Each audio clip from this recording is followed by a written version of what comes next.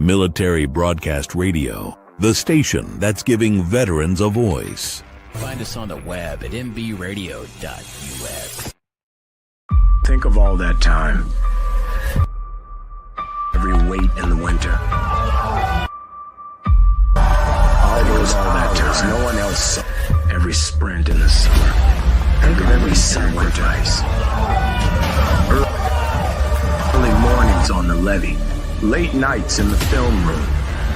Bus rides to playoff games. Every bump in the road. Every moment of ecstasy.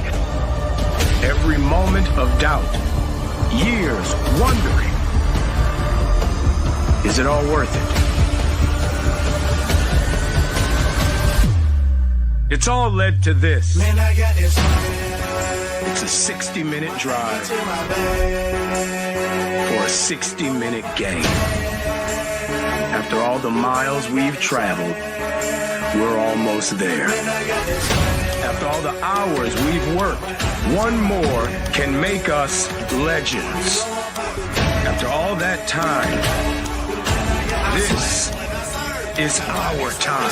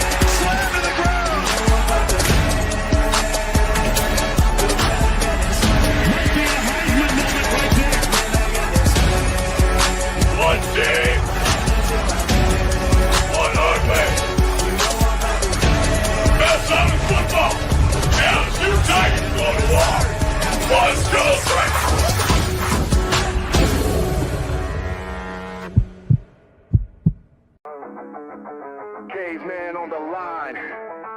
HG got the stats. No filters, no suits, just facts on blast. He seems like no nonsense guy. Like re-emphasize that for the Saints fans out there on TikTok. Caveman. What did you just say? The rebuild starts right now. Marshawn Lattimore's gone, so the defense, like we're not getting any better. To the left, got the edge and grind. We break it all Get it into down Smith. like What a pass! That's it! Danielle Smith with the game winner! Oh my goodness! And that is why you have Aaron Fry pass the ball in. We roar from the base to the backfield floor. No filters, no fake control. We So real here.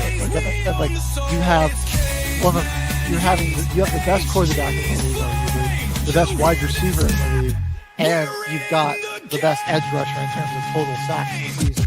And you're 4-7, and your playoff chances are hanging on by it. HG on deck, stats loaded and primed. Reading the field. Let's make it interesting. We're making it interesting. Come on. Give us the freaking one. Breaking down ball like a heat wave blade. Oh, let's go! Oh, no. For the business. He's not for the business. We see through the hype. Call out the feet.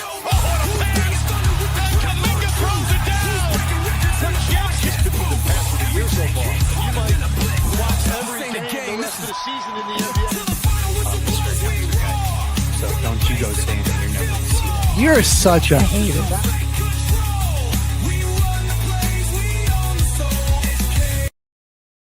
The station where our veterans' voices are heard, MBR Talk. Hey, thanks for tuning in. Welcome, Quack. Program are those of the speakers and do not necessarily reflect the views or positions of any entities they represent. Find us on the web at mbradio.us. For your You are looking live, everyone, at Till the Final Whistle. HG and Caveman in the building for another week of breakdown. Man, good opening slate of games on Sunday that we saw. But I mean, before we even get into that, we got our top 25 breakdown. Plenty of good matchups on Saturday as well. And as usual, let's get into those ones first. HG, where are we started? We going from top, or are we going from the bottoms at 25? I'm gonna take us from the bottom again because Friday night we had our first of the top 25 get going.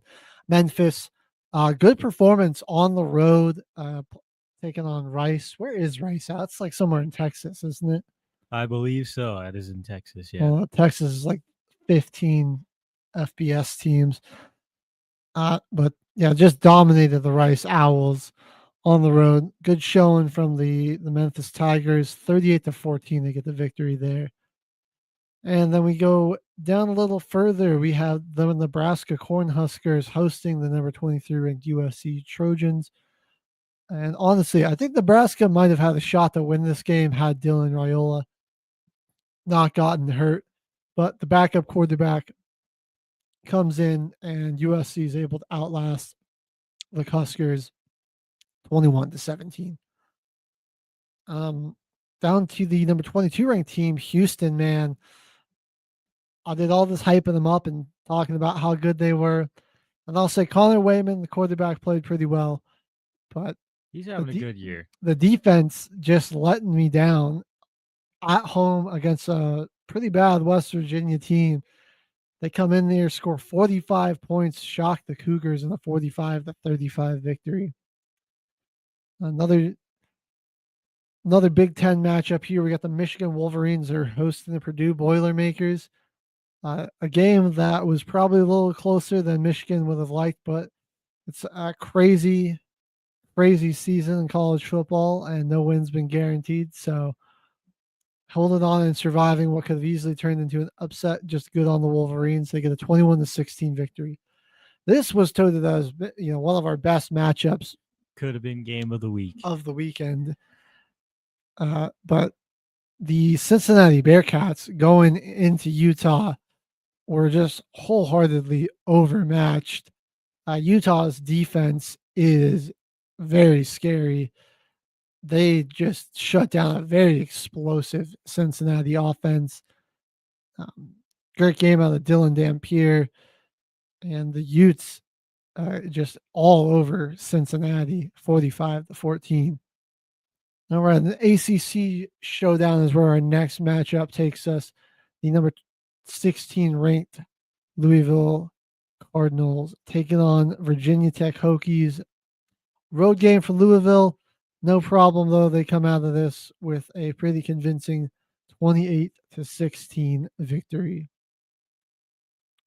And I will say things were looking a little hay for them in the first half, but very strong showing in the second half. Coming out of nowhere, man, with Miller Moss. Yeah, really. Another ACC team that kind of came out of nowhere that was on the road, this time against a much tougher Cal team. Virginia staying unbeaten in conference play. They win 31-21. James Taylor with 105 yards and 2 touchdowns on the ground. All right, this was probably our best game we got all weekend. Oklahoma and Tennessee, the number 18 versus number 14. Road game for Oklahoma, and a very huge win for them. Mateer looked a lot better. He looked healthier. That thumb looked like it wasn't giving them any problems. They got some big plays out of the defense, including a scoop and score. And yeah, OU comes out of here 33-27. Really the no fault of Joey Aguilar's. I mean, he threw for 393 and 3 touchdowns. Just wasn't able to keep pace with Oklahoma. All right, Texas Tech got their first loss of the season last week. Another road game going to Manhattan, Kansas. And they bounced back in a big way over the K-State Wildcats, 43-20.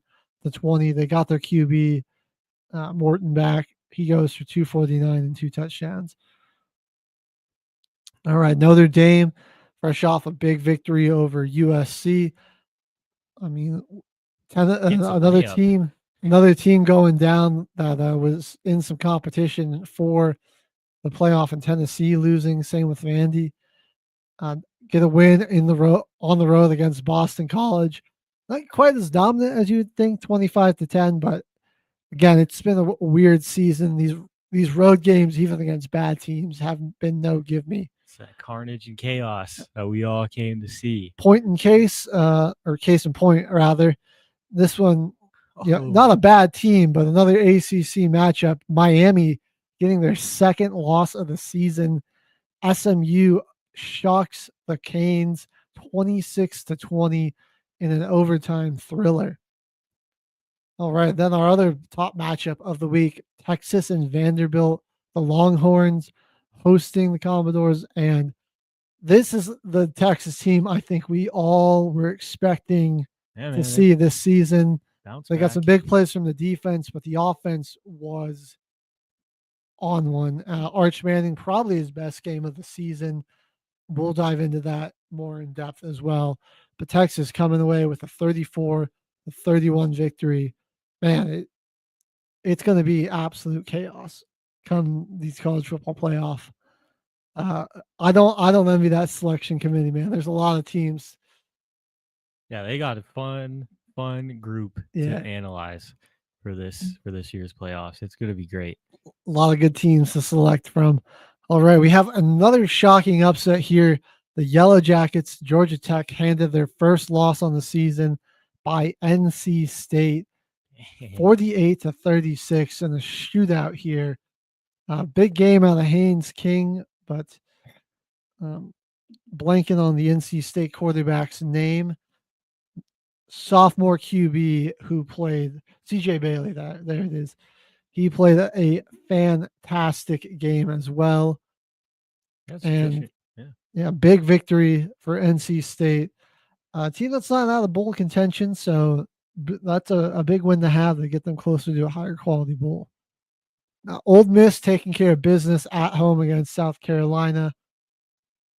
Chambliss, Lacey, all those guys getting the job done. 30-14, the Rebels cruise to a victory. We got a bit of a thriller here in the world's largest cocktail party, one of the best rivalries in college football. No matter how bad Florida is, they usually make it interesting. They did in this one, man. Georgia needed all 60 minutes of this one to win, but they come away with the victory. A very late touchdown, and of course, Florida's defense would play great all game and then give up a long touchdown run to lose it basically at the end. It's just kind of encapsulates this Gator season though. But interim head coach Billy Gonzalez, doing better than Billy Napier. Yeah.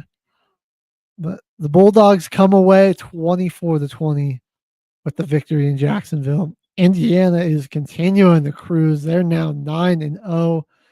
They go into Maryland and blow the doors off of them back-to-back weeks, scoring 55 or more. They go 56 last week, 55 this week, and a 55-10 victory. Mendoza is looking like a potential Heisman candidate.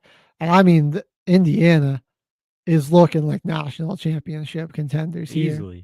Easily. Boosting up that draft stock for himself too, man. Mendoza. And the team that that I'm seeing them maybe be on a crash course for in the Big Ten championship is Ohio State, taking down Penn State at home 38-14. The nightmare season for the Nittany Lions continues. This is 5 straight losses. Yeah. And all conference losses too. Yeah, Ohio State up to 8-0 on the season. Let's take a look at the remaining schedules for Indiana and Ohio State here. The top 2 teams in the country, the top 2 teams in the Big Ten. Looking like it's a crash course for them. They're both playing really well. Both killing it. Yeah. Got your potential Heisman with Julian Sayin. And Mendoza's right up there in the odds, honestly. Can't really count him out of it yet. Julian Sayin. Okay, here we go. For Ohio State, going to Purdue this weekend. Then they got UCLA and Rutgers at home. And then that last week of the season at Michigan for Ohio State. So pretty good chances they can end this season undefeated. Maybe lose that game to Michigan, but a lot better, way better Ohio State team this year than compared to last season. Yeah, They got more experience.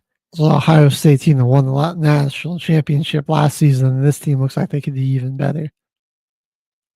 On the flip side, for Indiana, finally got that page to load. They have the Penn State Lions. They got to go to Beaver Creek to play them. But with the way Penn State's looking, I mean, Indiana should cruise in that one. They've just been blowing teams out. Then it's Wisconsin. That's a home game, and then they're on the road at Purdue. But again, doesn't seem like a whole lot of competition. No, for either of them. For either school. So looking like undefeated seasons to finish up here. And then beating in the Big Ten. Ohio State's the only one that I think might drop a game, potentially just with them having to play Michigan. That's a rivalry game. I mean, those are always sneaky. You never know what's going to happen, but and those road games have been doing it. Yeah. For teams. And it's in the big house, isn't it? Yep, it's in the big house. So I mean, that place will be raucous, and there's a lot of pressure riding on that game as well, because Ryan Day hasn't beat Michigan in like what? It's been like Michigan's won the past 4 or 5 times. I think 5. I think 5 matchups Michigan's won.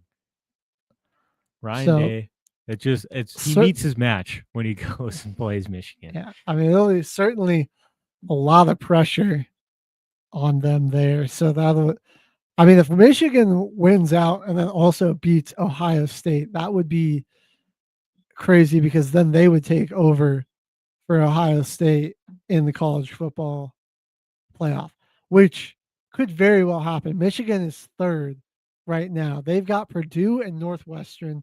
Northwestern having a pretty good season, so they might be a bit of a challenge. That's a road game as well. And, and it's a true freshman quarterback back there for the Wolverines. So there's a decent chance that those two teams are playing for the Big 12 championship. Yeah. Which would be actually a lot at stake. Shocking, because I just don't think Oregon can. They're back down there at 4. And I don't think they'll. Again, only a 1-loss team. They've got their last 2 games of the season, home against USC and then at Washington for Oregon. So, and then they got in Iowa this weekend. So that's honestly one I feel like they could drop. So there'll be some questions though with all these teams that could be potentially 1-loss teams. I mean, we're looking at 2 would be nice and easy, but it could be 3, maybe 4 potentially. We'll see if Oregon. I mean, Washington's not a team I would want to play on the road, so that could get hairy for them. But yeah, I mean, if Michigan manages to win out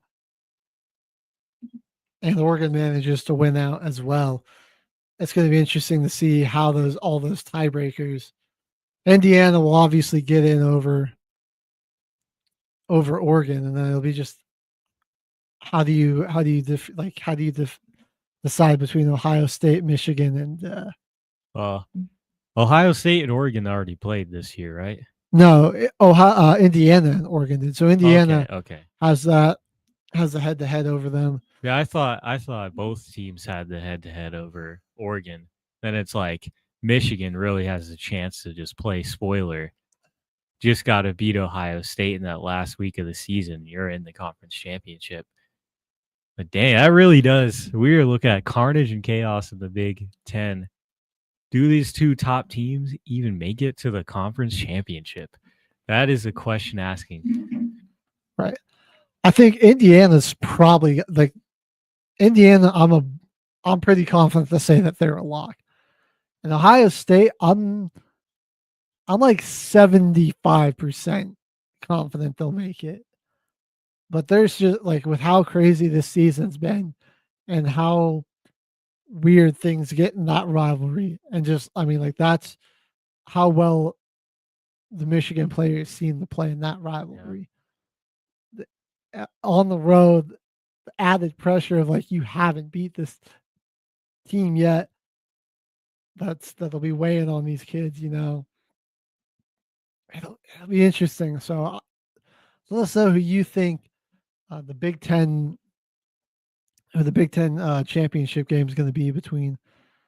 Well, let's get into some of these upsets. I want to cover some of these, and let's start with that Georgia Tech upset. The Yellow Jackets getting their first loss on the season. Top 10 team goes down on the road to a conference opponent.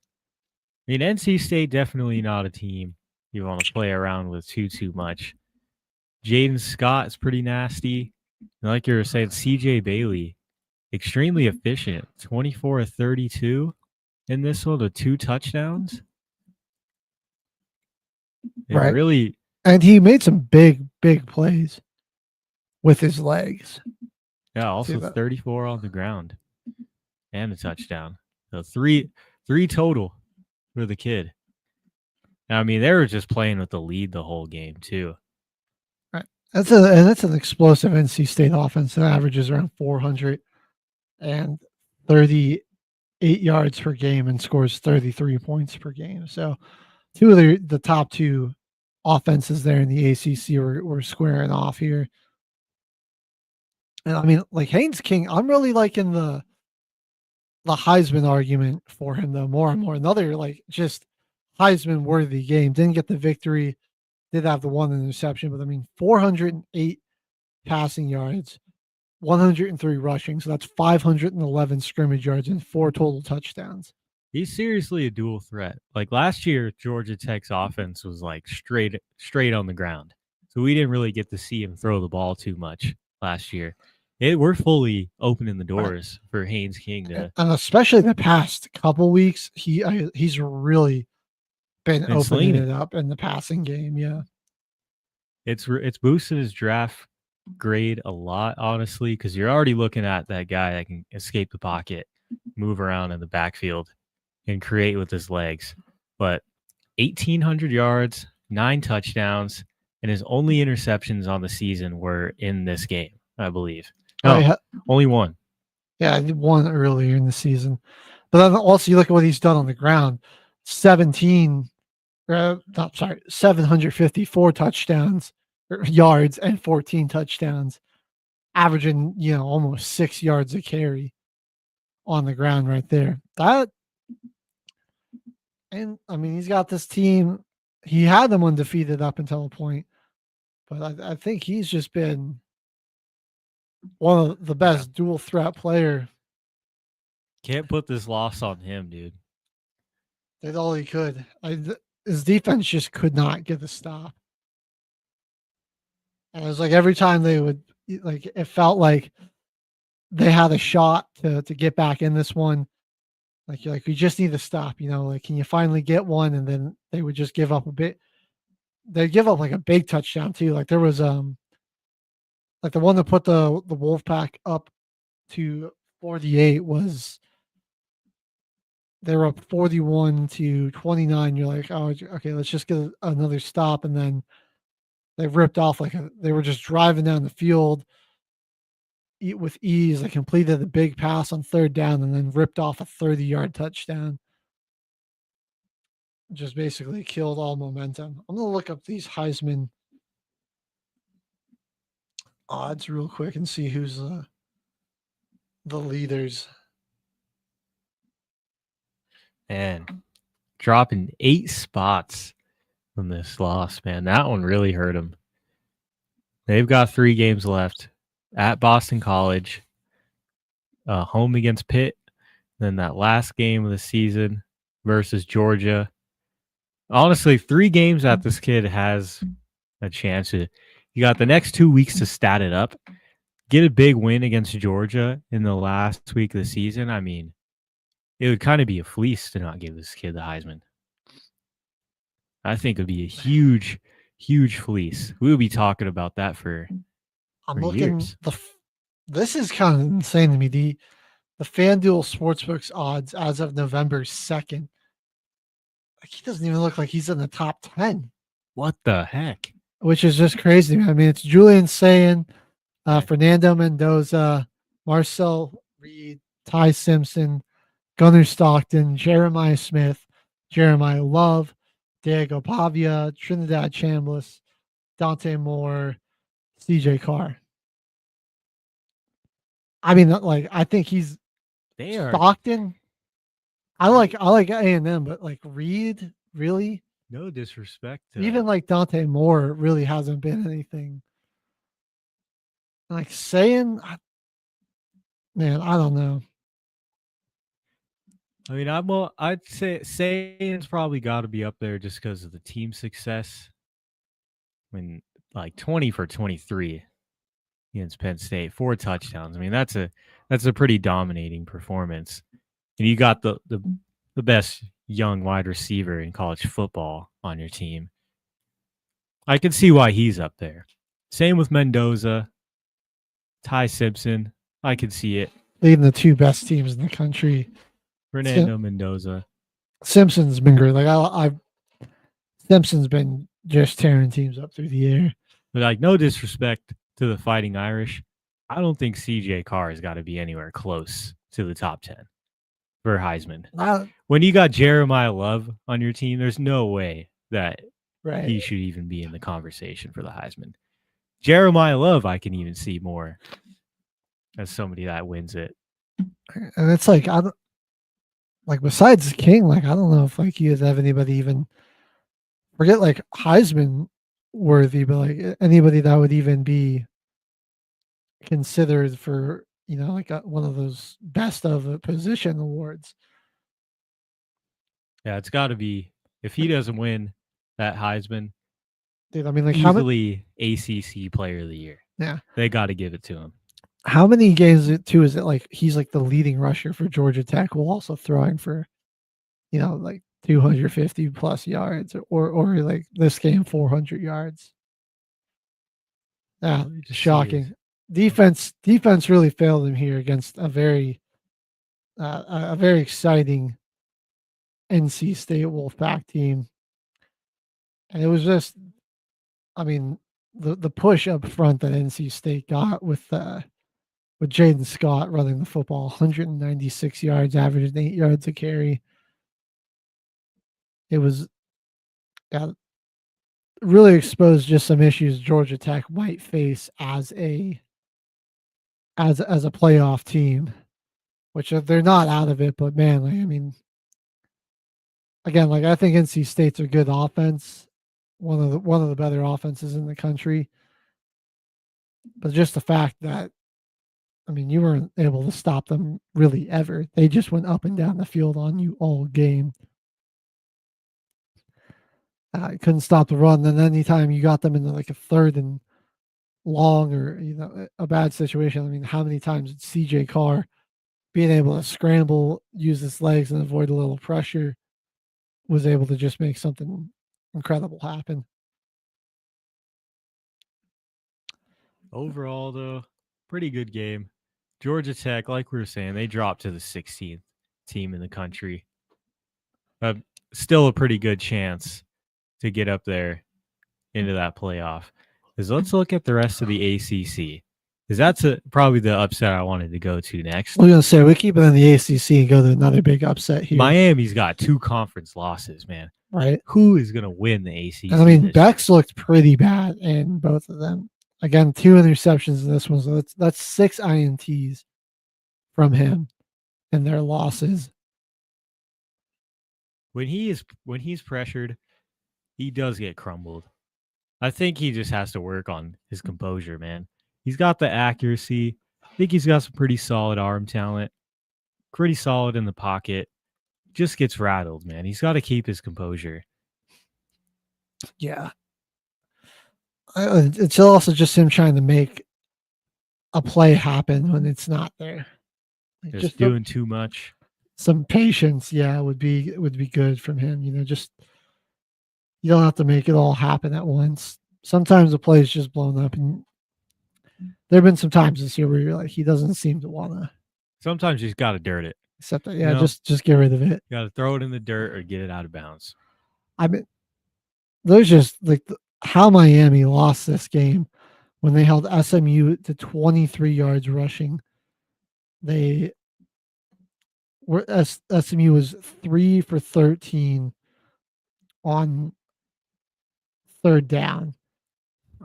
How do you And lose this game? the Mustangs only had the ball for 22 minutes and 18 seconds.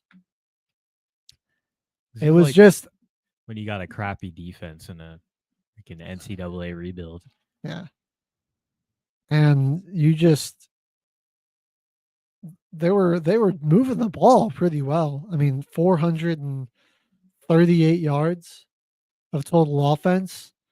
They got a $159 on the ground, but the penalties when they got in the plus territory, and then those interceptions, it's just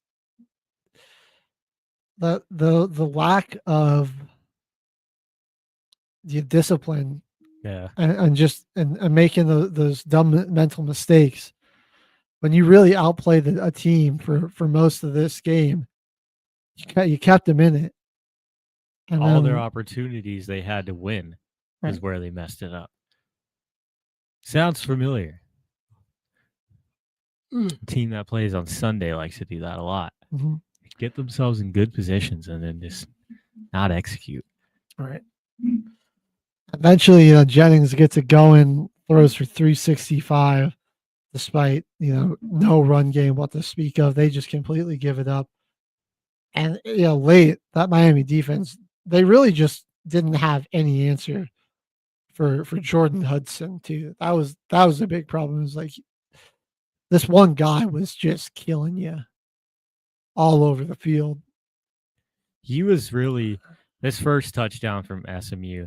They just really picked apart this too high safety look that Miami was liking to bring. The first touchdown, beautiful hole shot from Jennings, wide open guy, and he had to layer it in between like three defenders. But Hudson was wide open right there. He's easily picking apart the defense. They did a great job game planning, though. They just couldn't get it done. They couldn't get anything going on third down. And that was, Miami's defense really, they played a good game for the most part, but I think they just the frustration of got into the defense, and so there might be some internal issues with that team and everything as well. It looked like they just got too frustrated. They got frustrated and sort of gave this one away. And just some tough reads. The second pick from Beck was in overtime while they're trying to score their game-winning touchdown. Gives the ball back to SMU, and they win it with just a 1-yard run. Free, walking into the end zone. And SMU fans get to storm the field after that one. All right. So you had two field stormings from the NC State and the SMU fans. And Miami kind of feels like they're effectively out of the ACC conference race. I won't say they're out because there's some teams might have a meltdown, but you're looking at there's 6 teams in front of them. Their best game coming up too is at Pitt the last week of the season. It might be too far gone for them at that point. Right. And Pitt's got a pretty explosive offense. That's the third-ranked team in the ACC right there. Right, and they're 5-1 in conference play, 7-2 on the year. You've got Virginia and Georgia both 8-1, but 5-1, 5-0 in conference. Louisville's only got one conference loss. SMU only got one conference loss. Duke only has one conference loss. So they can't. I don't really know if they get back into it. There's just a lot. It's SMU Miami rematch in the ACC championship, right? Because they're not passing SMU. They're not passing Louisville. That's 2 head-to-heads they lost. Like, I can't imagine all these teams. Obviously, they're not going to stay at one conference loss. Like, SMU will probably get knocked off by Louisville. They got BC, then Louisville. But then again, it's like you need six teams to each at least lose one more conference game, And and you have to win out. some of those are some pretty solid teams. And like I was saying, like Pitt, that offense of theirs can be scary. So like I don't see it'll be hard pressed for them to lose out.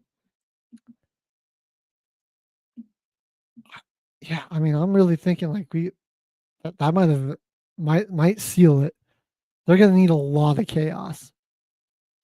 They need that SEC to go crazy for this last remaining 3-4 games that these teams got. Because if any season's going by like a snap of a finger, it's a football season this year. 4 games left in college for some teams, about halfway through the year in the NFL. It's flying by. And some of these teams, their opportunity to get into the playoff is going to just flash faster than this whole season's gone by. And it'll be out of their grasp before they even know it. What else happened in the ACC? Virginia stays undefeated against not bad Cal team. 5-4 in California. Got to travel across the country. It's not an easy thing to do. Yeah, it's always tough going coast to coast there. But Virginia getting it done. Yeah, they're looking good. They just keep finding ways to pull off victories here. I didn't catch where they went in the new rankings. They're up there though a bit, up to 12th. There we go. So just in the college football playoff if it started today. Won this one from a lot of giveaways from Cal. Right. That was their quarterback didn't even throw a passing touchdown and they scored 31 points. That's just crazy. Yeah, got a defensive touchdown in there from Cam Robinson. Pick 6 there. Some nice plays in the special teams and the punt return. I mean, yeah, the 2 interceptions play the big role in that. And Cal, another team that just couldn't really get out of their own way. Super inefficient on 3rd down, and Virginia just held the ball for a long time and completely neutralized their rushing attack. I mean, only 8 total yards from Cal. Some of that does come from the sack yardage.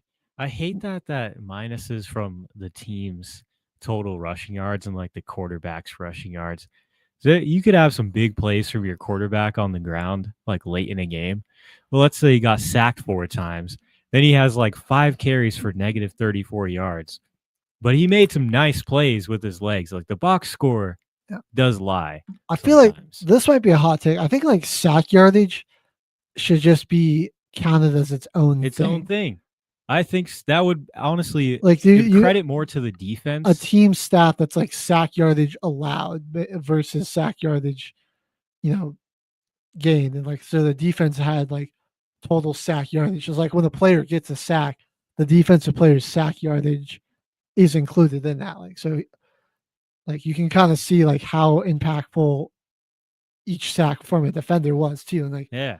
Also, like, wouldn't that be cool for like any defender? Just like, oh, this guy's got like he's a huge game record because he's got like 16 and a half sacks this season for 200 sack yardage or something. Like we don't have that, so I wouldn't know like would be a baseline good gauge for it, but something like that. It would add more stories but to you just the game. Kind of see like, okay, versus like, oh, all right, well, this guy's getting to the quarterback, but it's showing how he's keeping the offense behind the sticks with right. his presence in the backfield.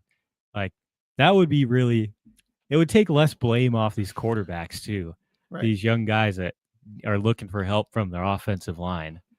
And I think you could see like which guys are better at with sack yards, which guys would be better about beating, getting to the quarterback as he's hitting the top of his drop versus maybe getting them when he steps up in the pocket or when he scrambles, because like those guys with more sack yardage are probably typically getting back to the QB as he's hitting the top of his drop, just giving you more yardage. Yeah.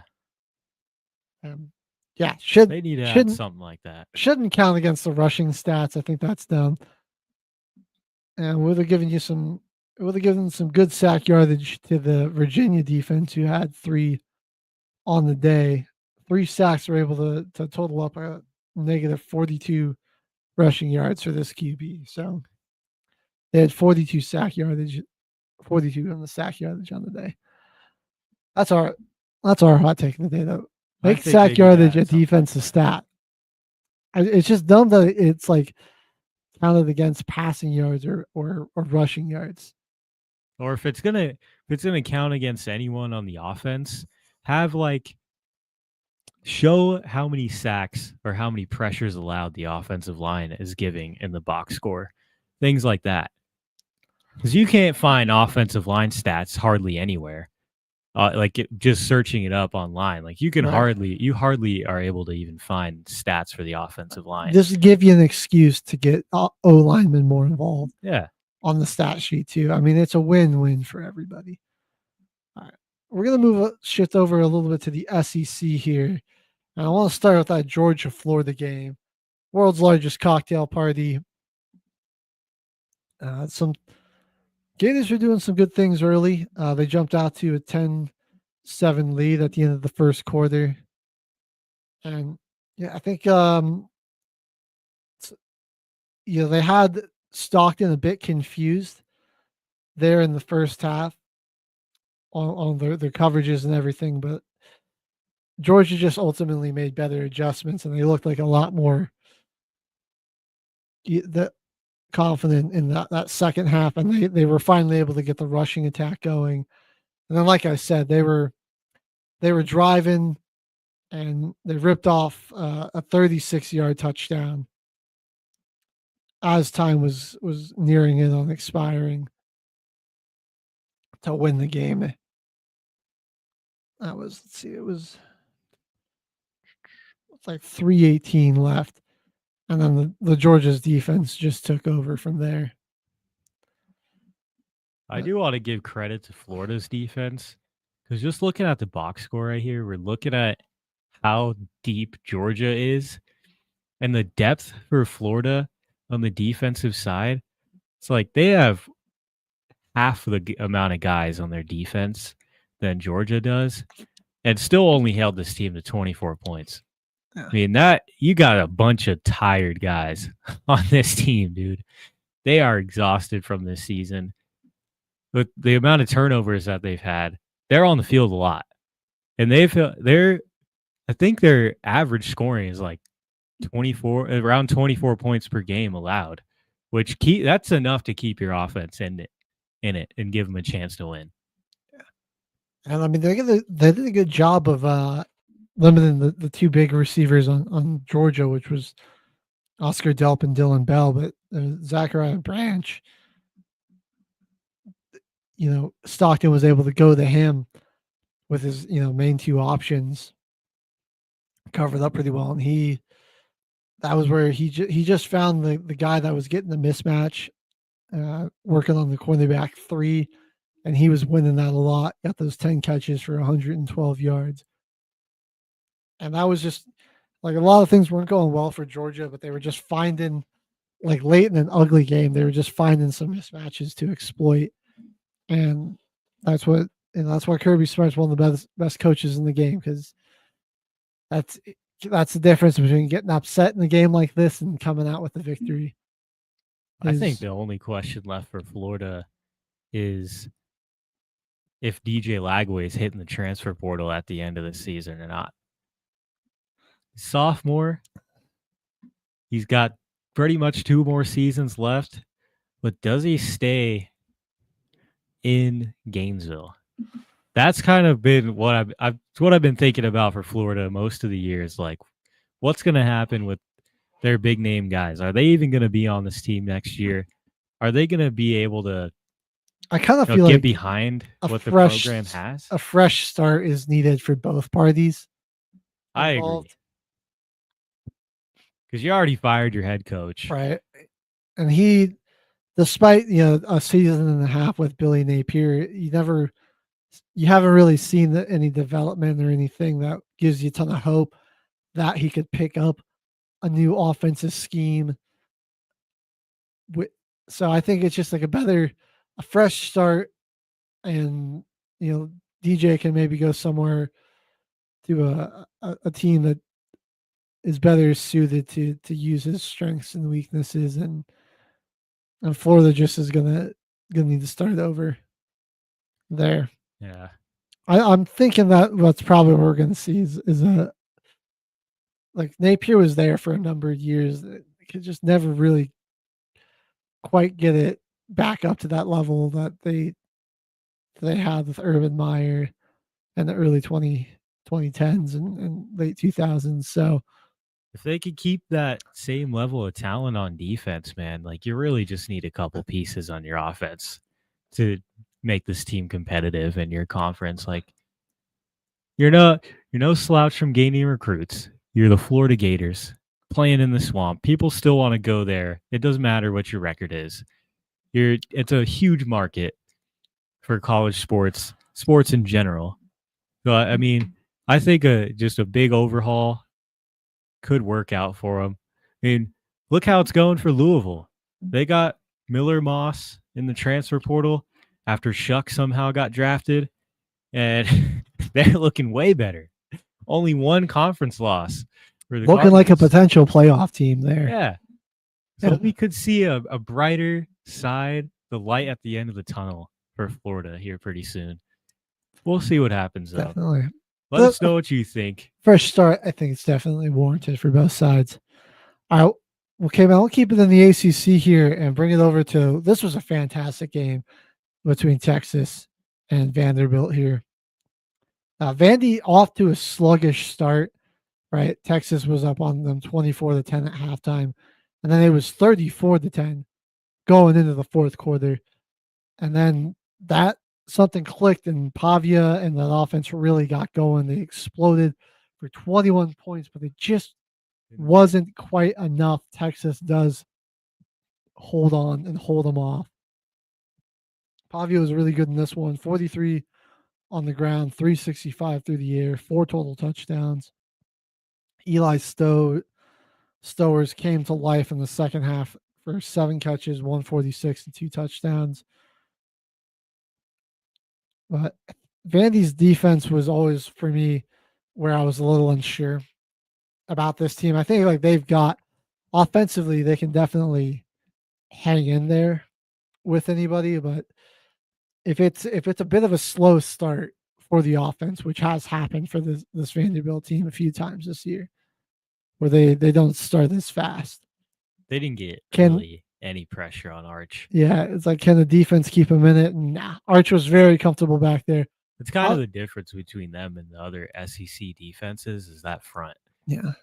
If they can generate more pressure against these teams like Texas, just the teams that got all the big dogs on them, man, like Georgia, Bama, if they could generate good pressure against those teams, man, they're seriously a threat. But this does kind of show a little bit of a weakness that they can kind of give a good quarterback some time to think back there and just pick them apart. Yeah. Feels better for Arch Manning fans. Like I said, this is probably his best game of the season. Yeah. Against a top 25 school, top 10 school like this. Throws for 328, 3 touchdowns. Was really efficient with the football, didn't turn it over, protected it. And yeah, this is where Texas is scary. If the offense plays as well as it did against Vanderbilt, that defense, if they're not on the field a bunch, I mean, they can, like, they've been really good all season. It's just they get kind of worn down throughout the game, but they can really cause some problems for you. I mean, they have some big boys up front. They got a lot of speed in the secondary. I mean, they've got a great ability to pressure the passer. They got 6 sacks in this one. Man. Ethan Burke is a premier out there on the edge. He picked up 2 sacks. I think one was a strip sack from Colin Simmons because he got the fumble recovery from Pavia. Yeah, they do the strip sack there. They can generate turnover.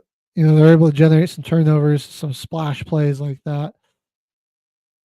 Like Texas, they're really primed for a strong November surge. Look at who they got left on this season because they do got Georgia and A&M. Ooh. Oh man, but they do only have one conference loss. Right. Really not out of it. They're not out of this conversation. I Like think losing to Georgia and A&M, that sucks for their conference record, but like that'll Yeah, hurt that's- them if they the early loss to Florida, like losing to Florida, that one really bites them. Like you can losing to Ohio State was all right, but like Florida, that was a game you should have won, and they dropped that one. But if they can beat Georgia, I think they'll take care of business against Arkansas, and then you're just looking at that's an entirely different ball game against A&M. But it's a tough stretch. They do have a bye in there. Are the Longhorns primed for a big November run? Let us know. yeah, they've got the bye this week, and then 3 games in a row that they need to pick up if they want to be in the SEC championship conversation. We'll look at the SEC standings here in a minute, but I do want to go down to the other SEC matchup that we had here. That was between Oklahoma and Tennessee. Turned out to be heck of a game. 18th versus 14th ranked school in the country. Sooners bounce right back. Yeah. I think this was just a really complete game, like on all 3 phases from Oklahoma, which, I mean, Tennessee exploded offensively, which is really hard to stop when they get going. But a defensive return, like I said, they got the strip sack. That was, what was his name? Number 32, I believe. That was R. Mason Thomas. Yeah, Mason Thomas. Basically his only play of the day, but that was beautifully read. I forget who forced it to, but beautifully read off the edge by I think it was Robinson. No, not him. I'm blanking on the name, but beautifully read off the edge and just on this blitz. Tennessee didn't really see it coming. Aguilar didn't see it coming. Loses it, goes right into Thomas, and then he was stiff arming a tight end down the field for a lot of the way, and he still managed to hold him off, not lose any speed, and take it the distance. That was a super impressive touchdown there. And I mean, this the game shocking might have part, gone overtime if Oklahoma's defense wasn't so, just able to confuse Aguilar in this one, and they were able to generate so many turnovers. right? He did, Aguilar did stat it, but 2 interceptions, did fumble the ball twice, had some problems protecting the football. He was able to get back on one of them, but then one of them returns to the house. And so, Oklahoma, like I said, it was a complete game, aside from maybe the penalties. Penalties did hurt them a bit in this one, 11 for 104, but they were able to overcome those. Despite Tennessee only having 3, they really overcame those. Sooners are in a very similar situation to Texas. Bye week this week, then they go to Alabama, number 19 Missouri the week after, and then they finish things off home against LSU. But another team, 2 conference losses, right behind Texas. Really's got a chance to make a little bit of a push here too. They got less odds though. They need 5 teams to drop a couple, and they need Alabama and Texas A&M to be no longer unbeaten in this conference. Man, that win kind of got their hopes back to making it in. They're 11th in the country, so they might not need to get the conference championship to make the playoff. Right. This does open the door for them to still make the playoff despite not winning their conference. Right. It'll be hard for them. I think Tennessee, this might have just about closed the door on their season.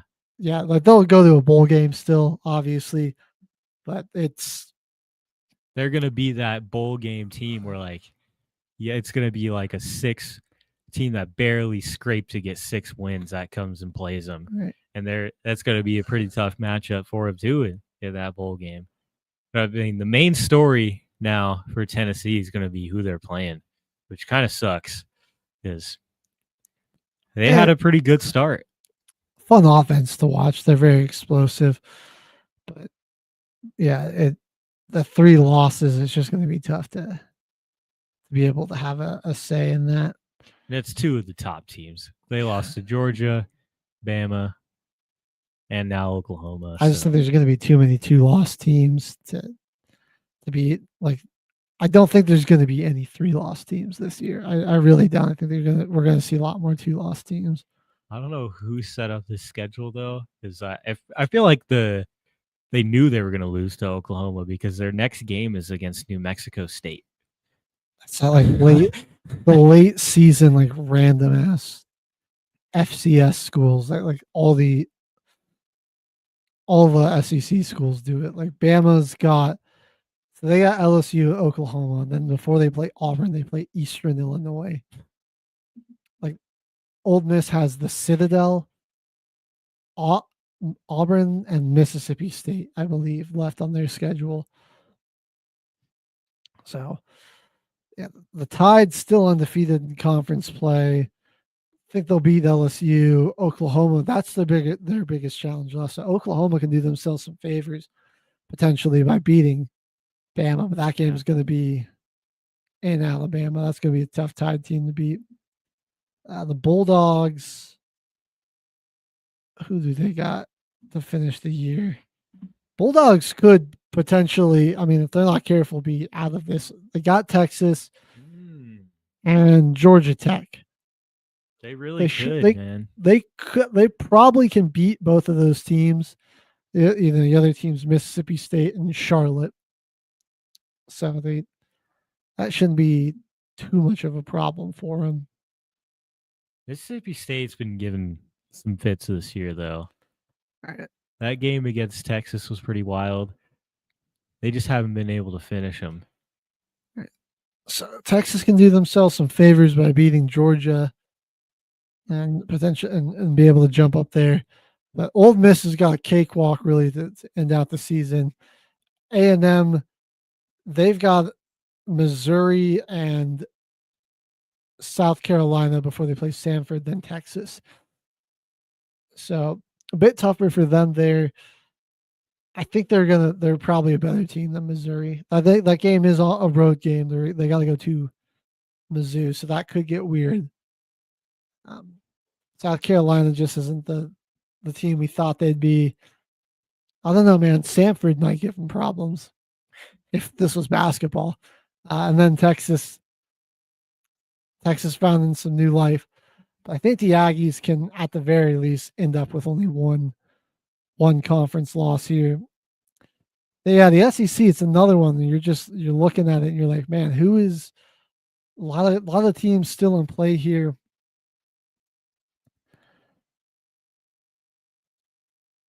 Definitely not over.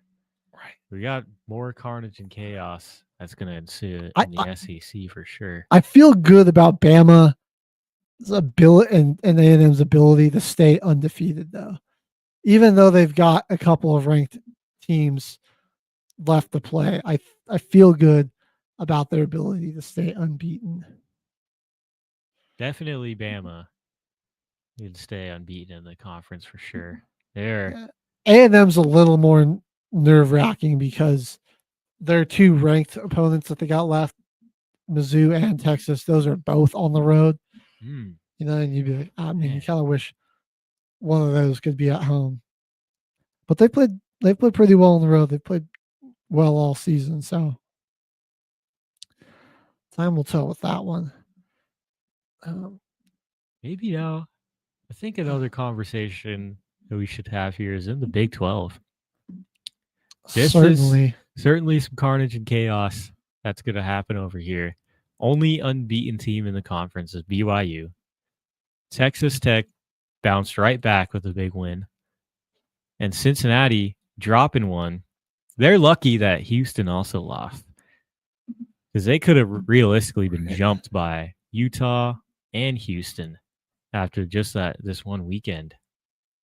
So, I mean, Cincinnati, that loss is going to be killer if they can't. Because now, I mean, you've got BYU coming up, and like that is with the teams that are hot on your trail, especially Utah, if they can stay at only 2 losses, like that is almost becoming a must win if Utah doesn't drop another one. Well, let's see where Utah. And that last game at TCU, trap game if I've ever seen it.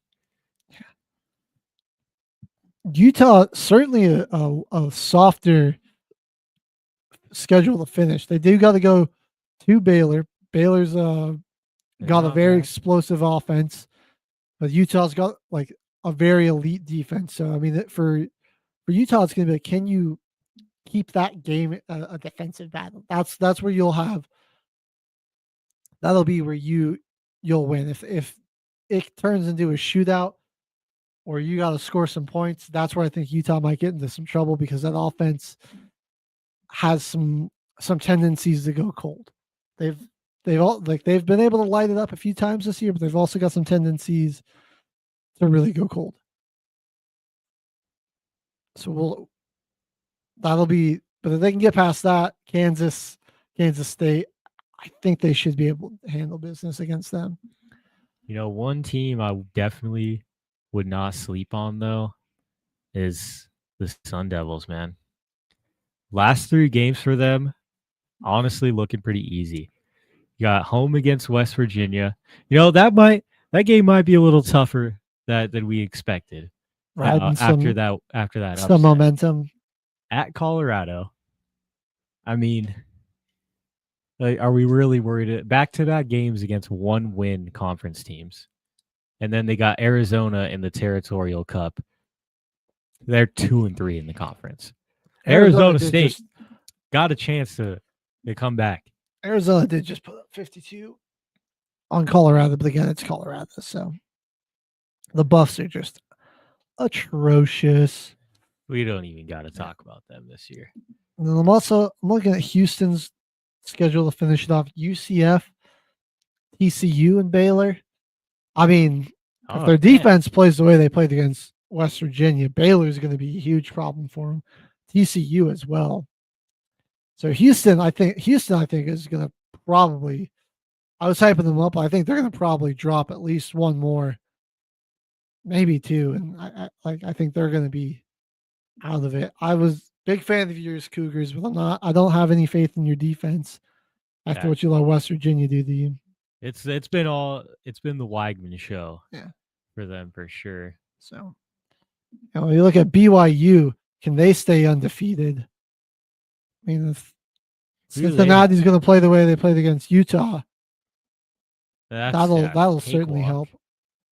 I'm trying to see who they got there for their last 2 games on the season. BYU's got an absolutely insane stretch to finish the season, though. They end the year at home against UCF, but they get there, they have to beat Texas Tech on the road. They got to beat TCU, and they got to go to Cincinnati. Dang, man. Maybe it's TCU that sneaks in there because they have a lot of head-to-head matchups against these top teams. They're late in the schedule on a lot of these teams. They'd have to win they got to win them all. That's the tough part, you know. Can they do it? I'm not so sure about that. Right. Well, the good news for BYU is that they don't have this Texas Tech game isn't exactly a must win for them. I think if they win that, they're pretty much in the driver's seat. They just got to not get upset. But if they can win that, that'll be that'll be some huge momentum, and then you can afford to drop one, as long as it's just one, even if it's to like TCU or Cincinnati or God forbid UCF. So that's all. That's the big matchup. That's the pressure point to watch all week. That'll really shake things up here. And who's on the flip side? Who's Texas Tech got? Because they're to finish it off here. BYU this weekend, then UCF and at West Virginia. The So final 2 games. For Texas Tech, if you can beat BYU, then you're in the driver's seat of the Big 12. You've got a good chance to just cruise to the finish, and you can take care of 2 of the worst teams in your conference. One at home, one on the road. But you've got your quarterback back and healthy. Offense looks explosive again, so take care of business. I think it's going to be BYU and Texas Tech. If BYU beats Tech, I think that'll open the door maybe for like a Utah or an A-State. Don't have a ton of I lost a lot of faith in Houston. Cincinnati, could potentially do it if they can, but again, like they got that BYU game, so I don't know. That just gives them a good shot to potentially get jumped by somebody. And like Arizona and TCU again are 2 teams that are no slouches in your conference.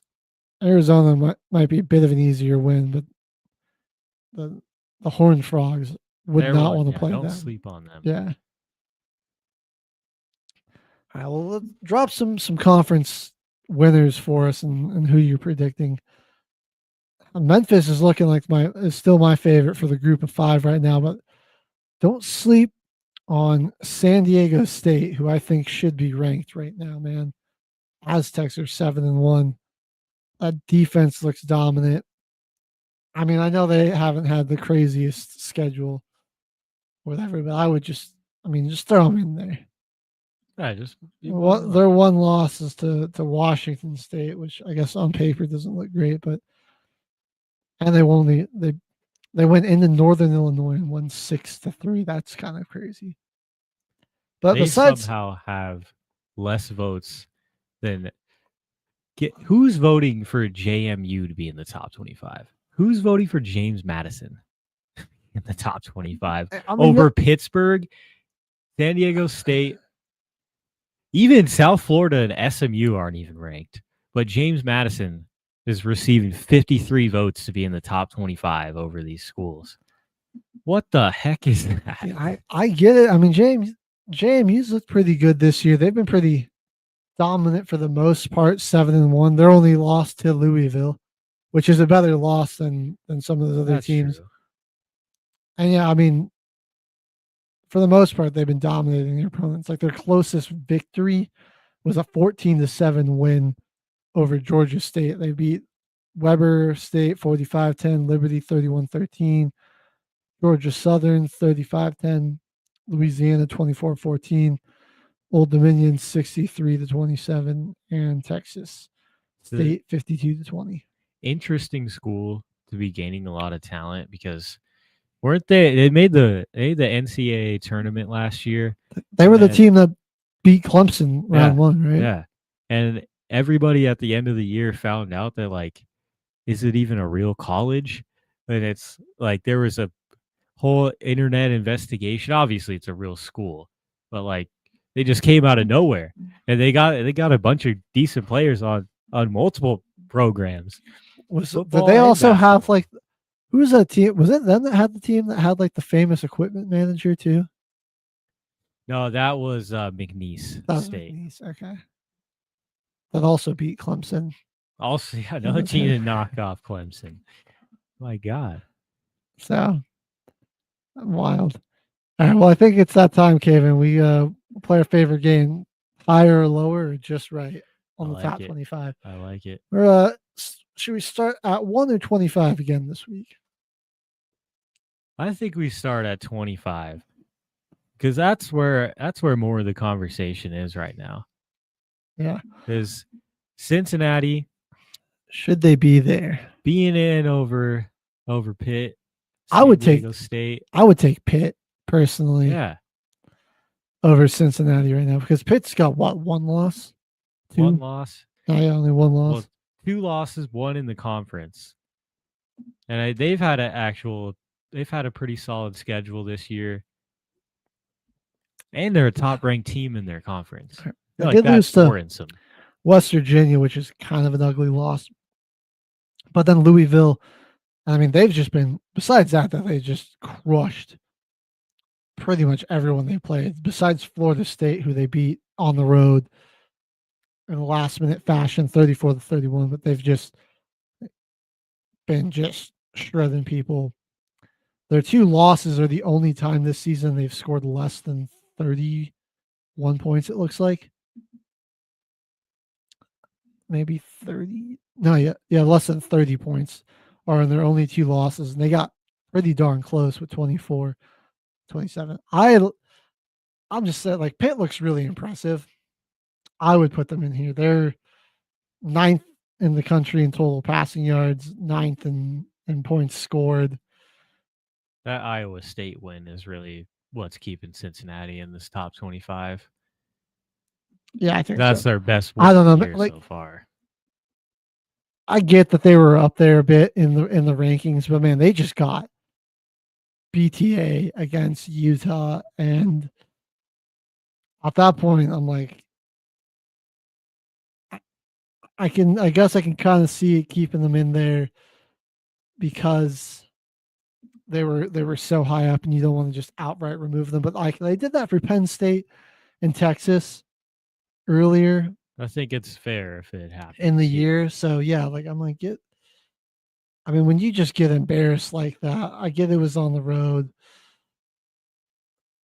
But I think, like, let's let somebody in that's been on a bit of a hot streak, like after those 2 losses, Pitt's won 5 in a row, I think. 6, something like that. I think it's 5, but yeah, I'm more inclined to lean on the team that's looking really good, that's won 5 straight. That's gonna, and it would help Notre Dame out a bit because then Notre Dame can potentially get a win against another top 25 school. So Pitt's base, like Pitt would have to be like what, 26 if they're not 25. I would put them at 25 and just leave Cincy out of it. Washington at 24. Dude, this team's been sneaky, but Washington's got a good fucking squad. I think they're Excuse my language, a good squad though. they're definitely worthy of being in there. Let me see. They beat Illinois. Was that on the road? No, that was It was there, the but home game, but they're still good at 42 points. they're really good at home. Their only loss is to Ohio State and Michigan, which are 2 of the powerhouses in the Big Ten. So besides that, I mean, they've been pretty in control against everyone they've played. Got a real test coming up. They got Oregon at the end of the year at home. Could definitely shake things up. That's shaping up to be a top 25 matchup, just like the old Pac-12 days, which would be, that would be something epic. Yeah, no, I like Washington getting in there as a new top 25 team. So 24, yeah, Washington's been good. They watch out for them. They could just shake some things up and play spoiler for the Ducks for sure. Tennessee, too high, man. 23. I think it's just right. They did lose. It's still a good team, and their 3 losses have come against 3 really good teams. And it wasn't like they got their ass kicked or anything. I mean, it was competitive. They just came up short. But yeah, you do need to move them down some spots to just make some room for some other teams. So I think 23 is a good spot. Not a bad spot. I'm okay with it. I mean, like, you can put Cincinnati above them. They just got mollywopped, and Washington just got in there, Memphis up to 22. I'm okay with that. was a good convincing win against Rice. That Yeah. UAB loss does still weigh on you a little bit, but yeah, you can keep them in there. They're 8-1. They're looking pretty good. Michigan at 21. I think it's fair just because USC is above them, and USC does have the head-to-head against them. So 21-20, I'm good with. Missouri on the bye week stays at 19. I'm okay, neutral with that. Miami at 18.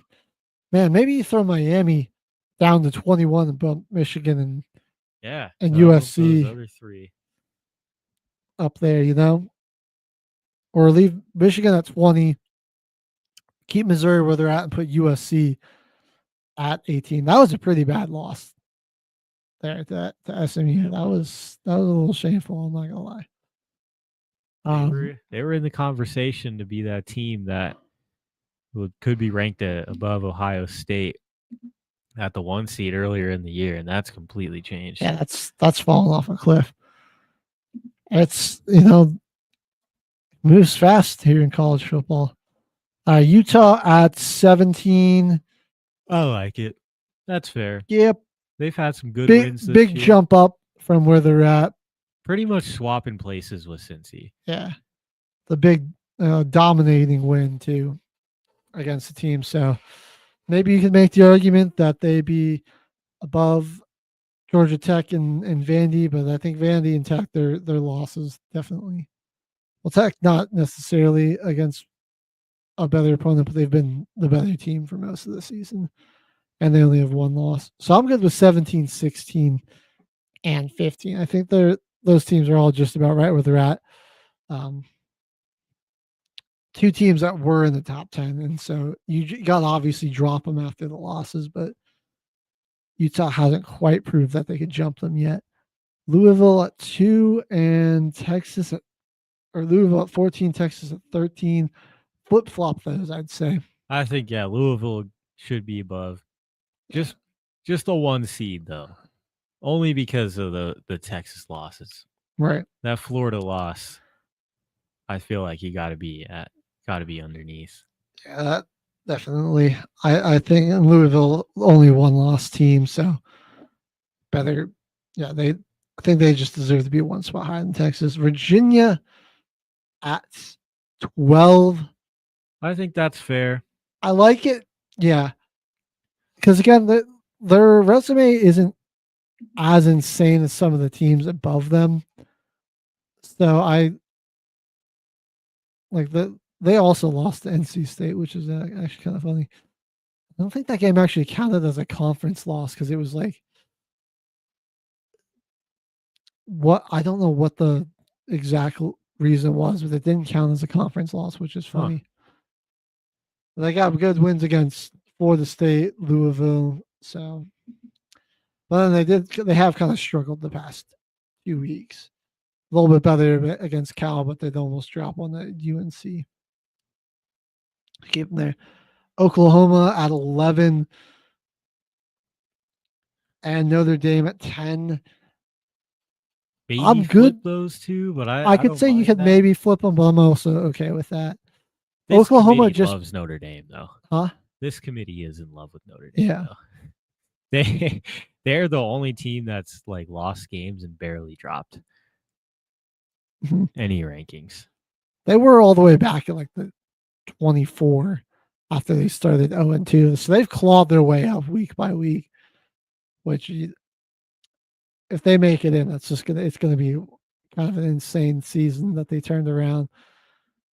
I think I would probably personally just flip-flop Notre Dame and Oklahoma just because Oklahoma's had the better schedule or the tougher schedule. Tougher conference. And Notre Dame not being in one kind of screws them. But and the better wins. I mean, you beat Michigan. You knocked Auburn out of the top 25. Your losses are the Texas and Ole Miss, but you've beaten Tennessee as well. And also, they got Bama coming up, so it would have been nice if they could have made it like a top 10 matchup between Bama and Oklahoma. Then we go Texas Tech at 9, BYU at 8. I think that's good there, those two teams. That's fair. 8 and 9, good spots for them. Texas Tech, one loss being to Arizona State. That's not a bad loss at all. And their offense has been absolutely insane. 42 and 43 points scored after they got held to 22. They're right back in full stride. I think they've been besides their one loss, every game that they've had. Over 30 points. Yeah, 34 or more, it looks like, besides the loss when their QB was hurt, Morton. This is it's Beherin, that's right. Or Perrin. I got to look up how you pronounce it again. It's a weird spelling. Yeah. They do have the one loss. BYU's undefeated. I think the teams above them, you can just make more of a case to be where they're at. I mean, this might be kind of a crazy take. Oregon maybe could be at 9, and then you move Old Miss up 1, BYU up 1, and Texas Tech up 1. That I could see. I could see that. I mean, their big win was Penn State, and that's just looking worse and worse by the day. Yeah, they've dropped 5 straight. And it's they don't really have another signature win. They lost to Indiana. And I mean, their next best win is, I guess, Wisconsin, Northwestern. I guess I don't really mind them staying where they're at because they had a bye week. Right. But I think they were probably just too high to begin with, back then. Yeah. I get that it's Oregon, but I mean, BYU and Texas Tech have definitely played some tough competition. Just have had more to work for this year. I feel like Oregon's schedule kind of set up for them to just make a playoff run and not really have to worry about too much with those conference rankings. They just want to be a top 12 team. They're worried about the playoffs. Right. They're not really worried about. I think at the very least, Old Miss should be ahead of them. Old Miss has got the better resume than Oregon does this season. And I'm a Oregon fan too, but I just they haven't had the most impressive run this season. It hasn't been a super tough schedule. Their real one opponent they had to play. Yeah, well, and then they lost to the other real squad that they had to play, Indiana. So that's really their only real opponent, and that was no. Then the top 5, I gotta say, is perfect. I mean, this is yeah. I can't complain about this top 5. Ohio State, Indiana could flip flop, could not. I don't take it or leave it. I mean, there's no reason to take Ohio State out of first, and unless they lose, really. A&M at 3. Because again, I think they've got a pretty comparable resume to Indiana. I think Indiana's just got some more dominance over teams that were ranked. Because you look at teams that were ranked when A&M beat them.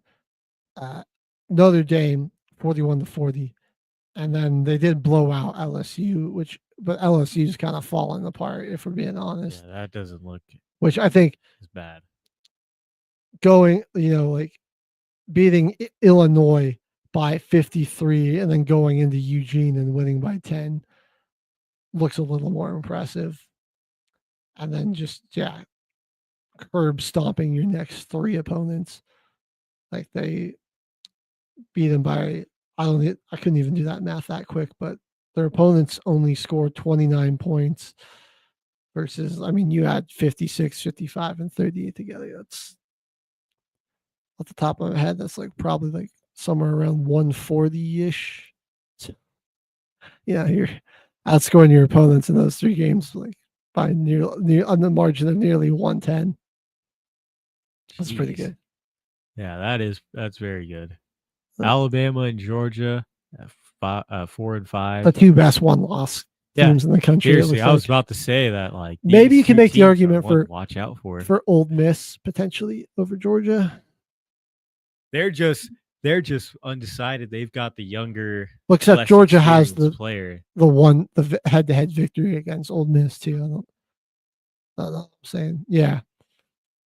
But if the 4, 5, and 6, Bama, Georgia, Ole Miss, I think we would have had probably great top 10 rankings. Dang near perfect top 10. All right, let us know what you think of the top 10 rankings, and if we got anything wrong or if the committee got anything wrong. We're going to go ahead and head on our break, and when we come back, a crazy Sunday of NFL action to break down. Ravens are alive again. Bengals losing in embarrassing fashion. Is Minnesota back? What's up with Green Bay? There's so much to cover. Don't miss it here on Till the Final Whistle, presented by Military Broadcast Radio.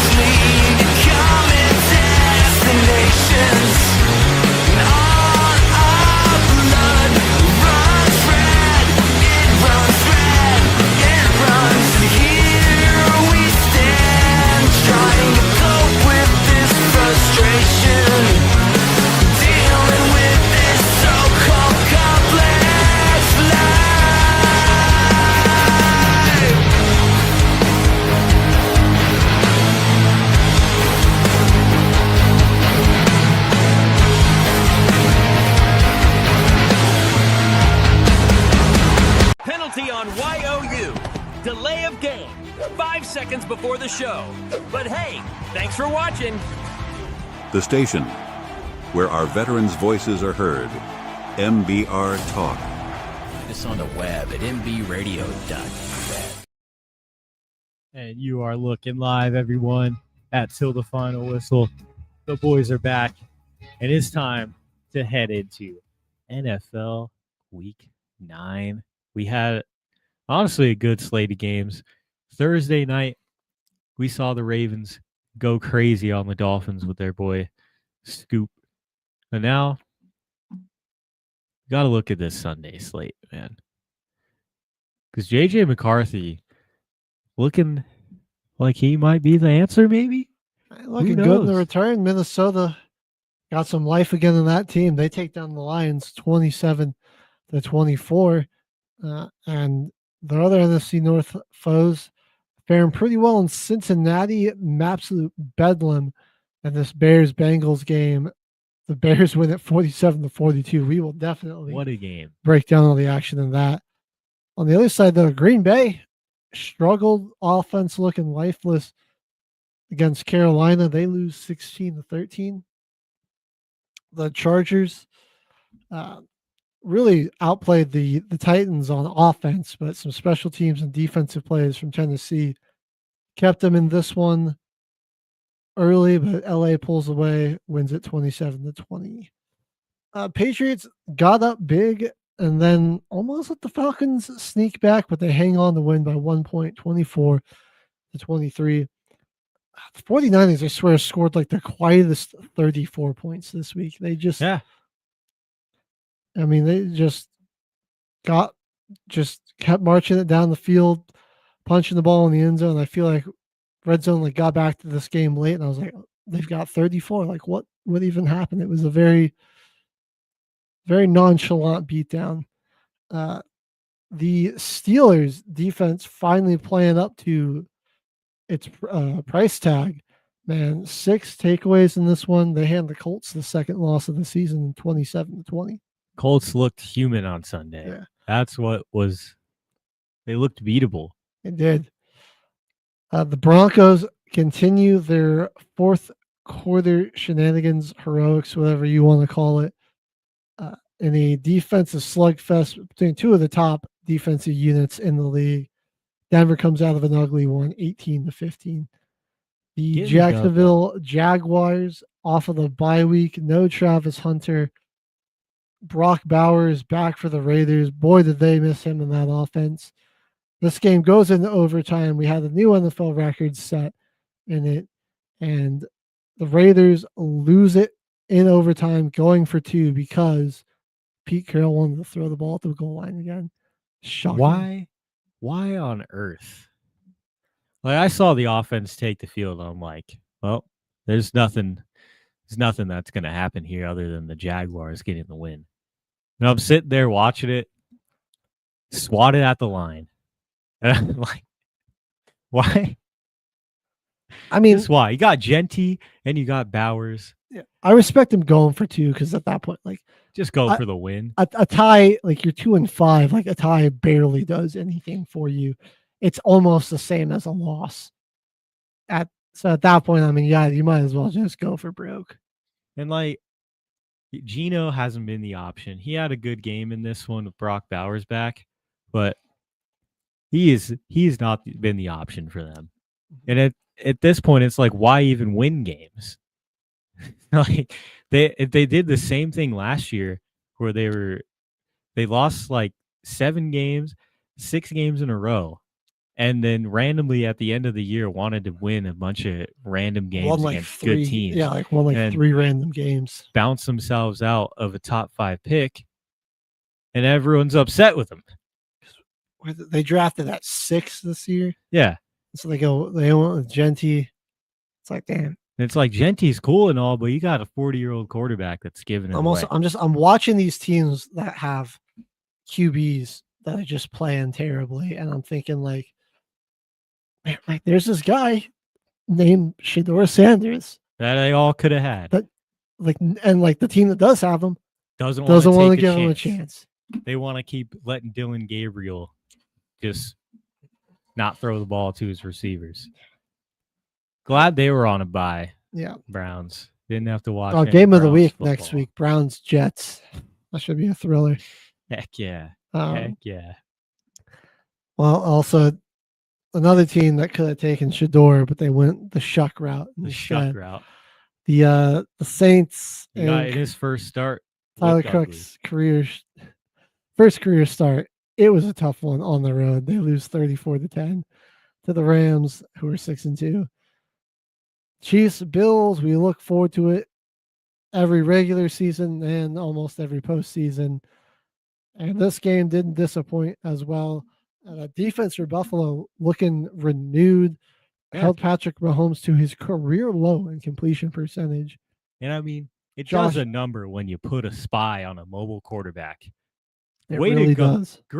Some great calling right there. And it's almost like it's been right in front of their face for his entire career. Mhm. You put a spy on a mobile quarterback and you limit their efficiency. Man, if only the Bengals could have done that this week, they might have got the win. All right, their boy Caleb Williams was scrambling almost every play. It's carving them up. And there was not even a thought in their minds to have a spy in that game. Big win at home for the Bills. Josh Allen was incredibly accurate too, 23 of 26. 3 total touchdowns in this one as well. Yep, 28-21. They get the victory. I mean, they've won like the last, I think now 5 in the regular season. They just can't beat them in the postseason, and that's when it matters. So That's we'll what see. it really matters.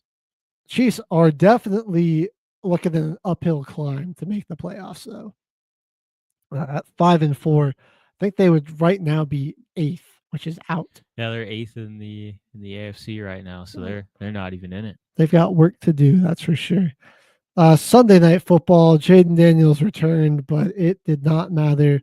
The Commanders, that team is really performing below expectations.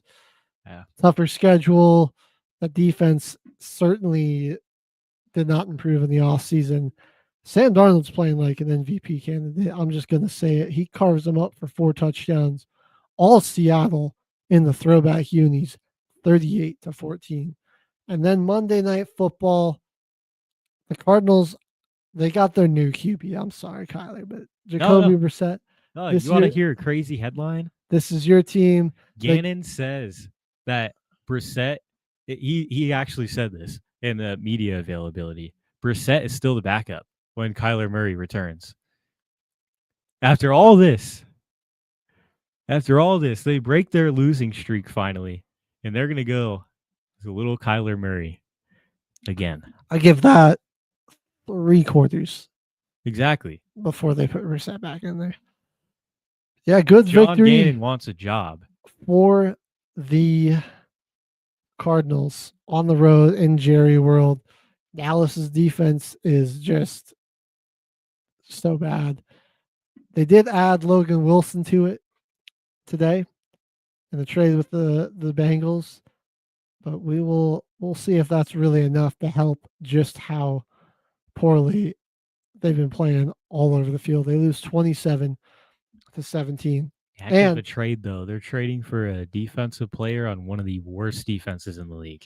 That's big brain. We do have another trade that did just recently go down while we were live on the air. I've been saving it. About an hour ago, the news broke from Adam Schefter. Raiders are trading Jacoby Myers to Jacksonville in exchange for a 4th and a 6th round pick. Yeah, that's smart for the Raiders right there. Load up on picks for this year because you've got some good young talent that you want to build off of. Good to Just ship off continue. Jacoby Myers too. He's good, but he just didn't want to play there. Yeah, no, he was not enjoying this time. And I think Jacksonville will certainly have a bigger role for him with Travis Hunter now on IR. And Brian Thomas Jr. having, his struggles. And their tight end, Strange, just hasn't really been able to be healthy. So another weapon for T-Law. Kind of crazy to trade him to the team that just beat you. But, I mean, it's a business. You can't be petty like that. But, K-Man, which game would you like to start with our more in-depth analysis of? I think it might be good conversation that Mac Jones might just take the job from Brock Purdy at the end of the season. It sounded like more of a dream at the beginning of the year. But we're seeing Brock Purdy been battered all year. When he has came back, hasn't been at full strength, hasn't been able to really be successful.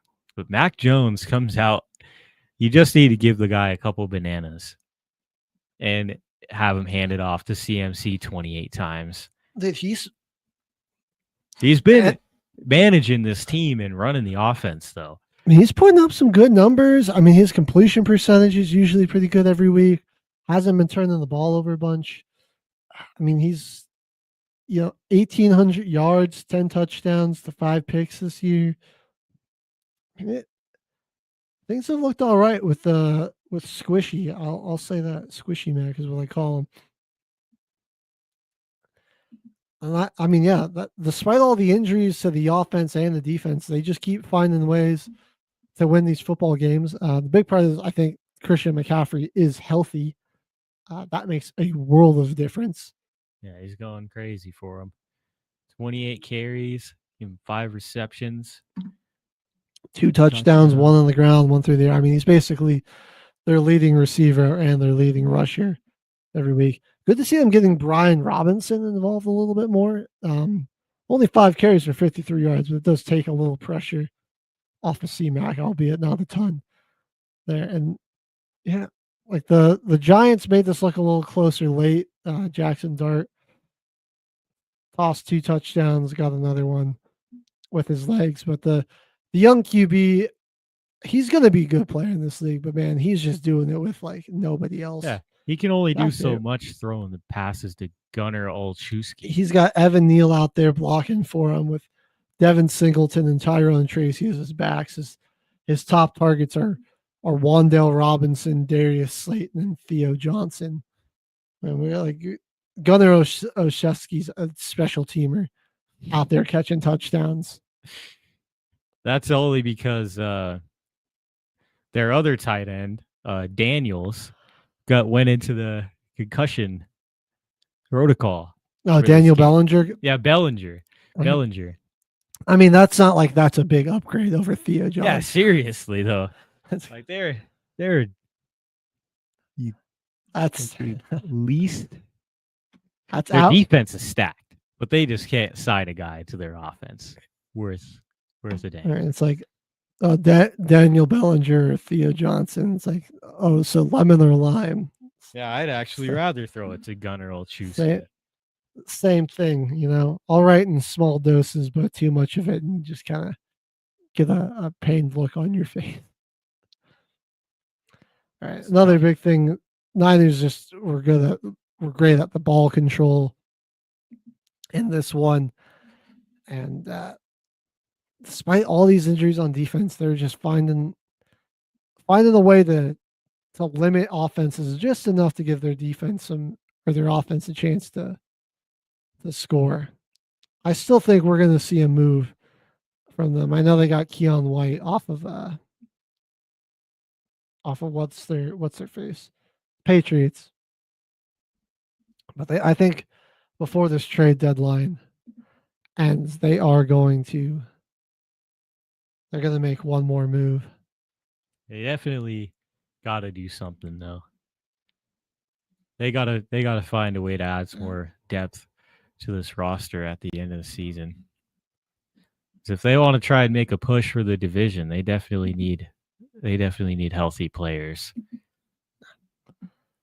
I'll tell you, a team, or two teams really that have made some moves, but in opposite directions. So first, we'll start with our 2 Thursday night teams. The Ravens actually shipped off Jair Alexander to the Eagles for a pick, and they go ahead and get Draymond Jones, solid pass rusher from the Tennessee Titans, just to help with that pass rush on the defensive line. That guy used to play for the Broncos, and he was good, man. Good. I thought he was balling. He had a really good season with us before we sent him to Seattle, and then he ended up in Tennessee's got 4.5 sacks this season, all coming in the last 4 games. So, good rotational depth piece there for the Ravens, who are looking good with Lamar Jackson back. Tua returned to his usual turning the ball over in inaccurate ways. Yeah, Mike classic McDaniels Tua. was just fried out of his mind calling up plays. I cannot believe he tried to throw like a fade route. He was 5'8" running back with a 6'4" Kyle Hamilton covering him. Like, did they just want to try and get a flag on that play? Like, what was even the goal when you're on like the 7-yard line running fade routes to your? It wasn't even like an outside fade. It was a slot fade from Devon Achane with Kyle Hamilton on it. That's just the dumbest thing I've ever seen. Yeah, Tua again. It's just, it doesn't seem like he's really taking a lot of responsibility either. It's always something else is doing this or that. It's like, dude, you're just playing bad. Your brain's mush. You got to retire. Shout out Greg. Pre-game clip of Tua giving the hype speech. He's like, "We got 60 minutes a game, 4 hours of pain." And what you're putting a little too much energy in his voice there, man. That was the least inspiring pregame speech I've seen in a while. Yeah, like you couldn't get an alcohol. He did. You couldn't get an alcoholic to drink a beer with that type of energy, dude. I mean, that was, yeah. No wonder they came out looking like a flat tire.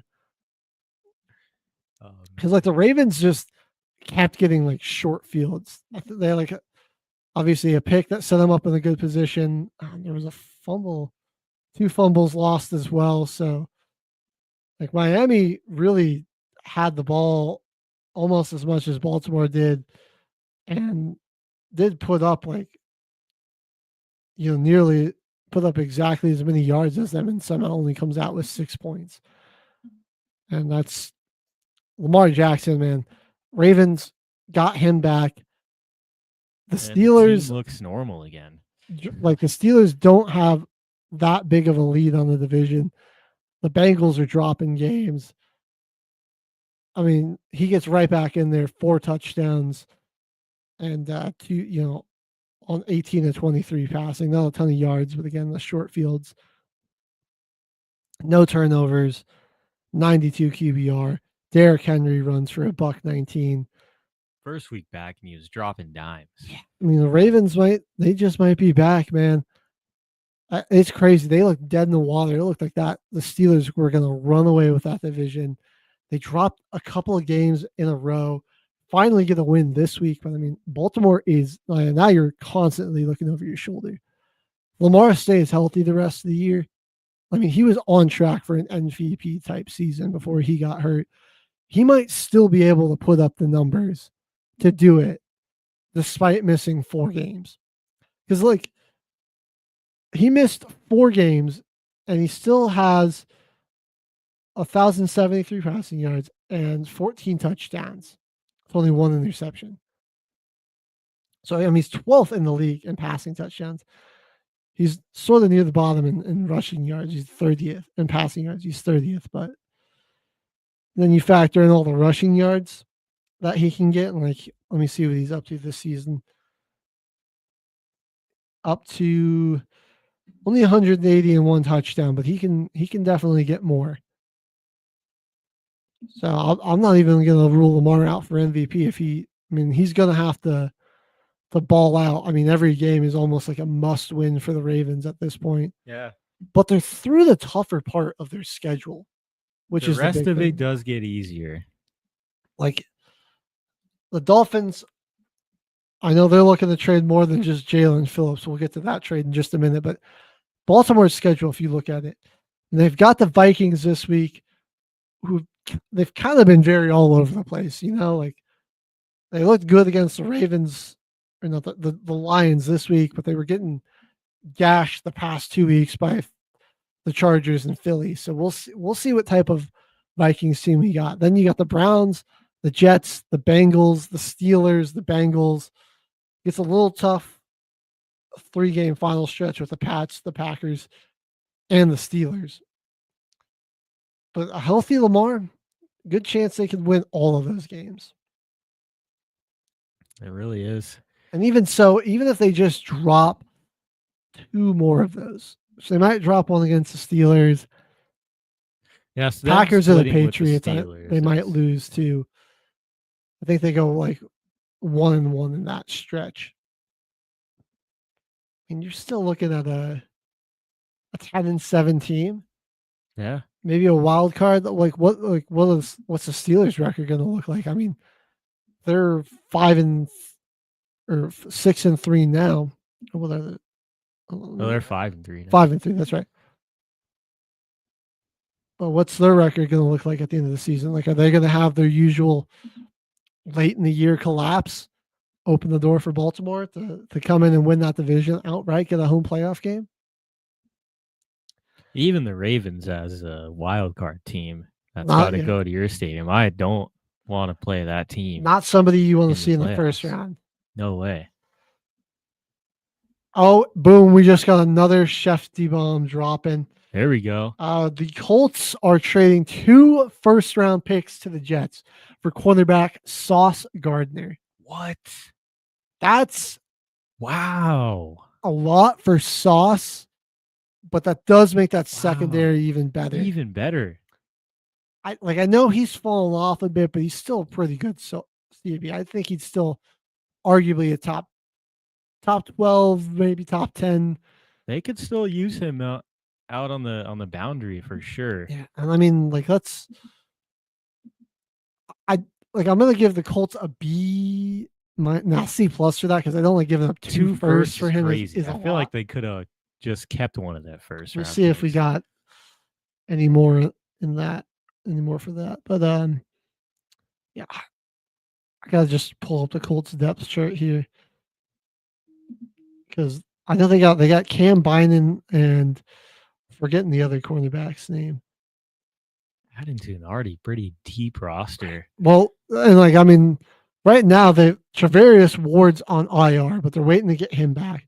But they've got Cam Bynum, so that Nick Cross in there at safety. I mean, you can now you can bring in Sauce and potentially have him fill in for Ward until he gets back over Mekhi Blackman, and you kind of choose, who plays on the right side between Blackman and Edwards. Actually, I might have Sauce fill in for Edwards. You've got Kenny Moore there in the nickel. Travarius Ward gets healthy. That'll be a stacked DB room, actually. That's going to be a really good DB room for them, and paired up with a really solid front seven there. Zaire Franklin's just all over the field as a tackler. They still got Buckner, right? Yeah, DeForest Buckner and Grover Stewart. They're killing it. They're on the interior. Quiddy Pay and Laya Latu they're showing some. I mean, they've been decent around the edges there. Latu, top 10 or a top 15 draft pick just 2 years ago. So I mean, they're just waiting for him to maybe he could bust out still. Plus Samson Abicon that they've been working in there a little bit. He's been really good.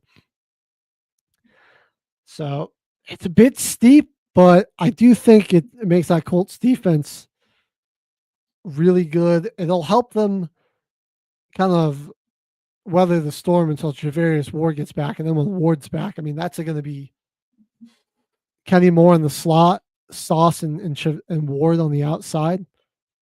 That'll be a tough team to throw on. Well, let's talk about the Colts and their game against the Steelers, who did get back on track with a win. I mean, really, the defense didn't even play bad in this one. I mean, they held the Steelers to 38 yards rushing. Rodgers only had 203 yards and a touchdown. But 6 turnovers, man, killed them. That defense really showed up here. 6 takeaways, 5 sacks. Fi Smith grabbing 2 of those. I was on the other side for Indy. I was talking about Laitu. He did pick up 2.5 sacks in this one. So good game for the rookie. Yeah. All right. Most of their defense or offense in this one. Dude, yeah, Indy was putting up yards. I mean, Pierce and Pittman both had 115 in the air. Danny Dimes threw for 342. They kind of got away from the run early, and yeah, the ball security was bad. And it was all, I mean, shades of New York, Daniel Jones. Oh, that's what I was gonna say. 3 picks. He fumbled 3 times. He lost 2. Josh Downs lost the other fumble.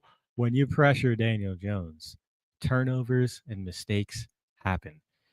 He is human. I mean, that offensive line is great, but there's got to be times that people get through. Also, when Jonathan Taylor's ripping off like 30, 40 runs, runs constantly and is scoring like 4 touchdowns a game, I mean, it makes it a little easier on you as a quarterback. But yeah, the Steelers really forced the ball into Daniel Jones's hands, and he gave it away a lot.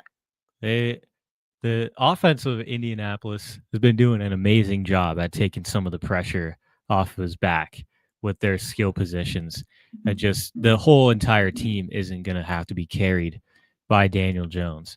But if they're playing up against a defense that has the front to do that, to eliminate your run game, force you to throw 50 passes, he's probably going to throw 3 picks.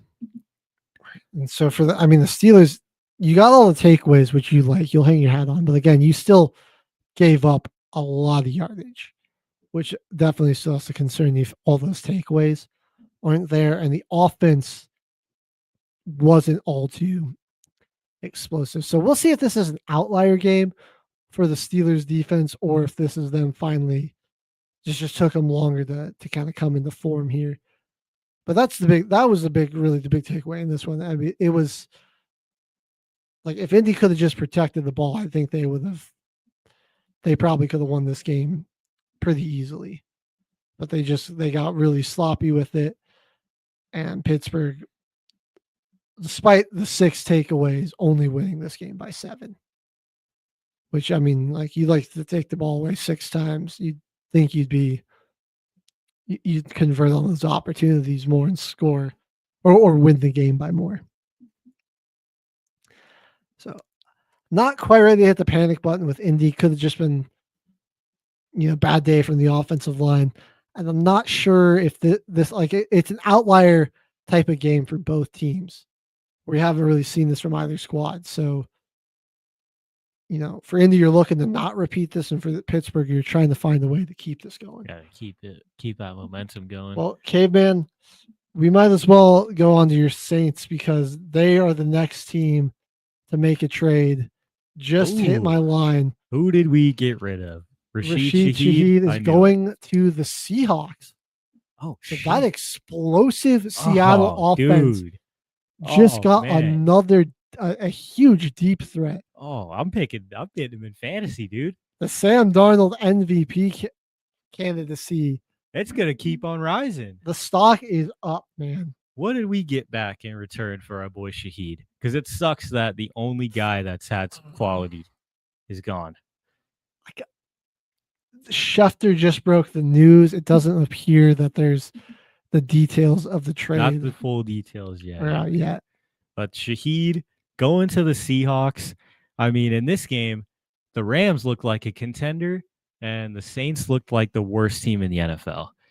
Like, we had some flashes, but our offense has been giving no chance to even compete in any games. For allowing 34 points, our defense really didn't have that bad of a game. Like, honestly, it's just they're out on the field so dang long. We had 3 offensive plays in the third quarter. I cannot believe that. And then we get the ball at the beginning of the fourth. We had 4 plays in the second half at the beginning of the fourth quarter because we just couldn't keep a drive going. You had 9 total drives, and on those 9 drives, you had 10 first downs. Yeah, that's horrible. That's terrible. 2 of 9 on third down, 0 of 2 on fourth down. Only got sacked once, though. Like, Shuck really wasn't under that much pressure in this game, despite this pass rush. Did you see the time of possession? Yeah. 43 minutes the Rams held the basically 44 minutes. It's almost the entire game. That's insane. I knew it was bad. Like every time Red Zone was on this game, basically, except for like the one takeaway that you guys got, and then went down the field for your lone touchdown of the game.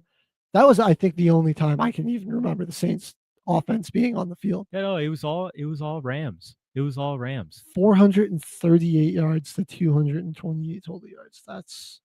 It's like here 44 minutes. I mean, that's basically 3/4 of the game. Yeah. And I don't even think that we should even have a thought process on any type of Shuck era. Like, he got put in a bad spot mid-season. Team's got some injuries, and we already suck. Like, he didn't get thrown into a very good situation. But the offense didn't change. We're still running tempo.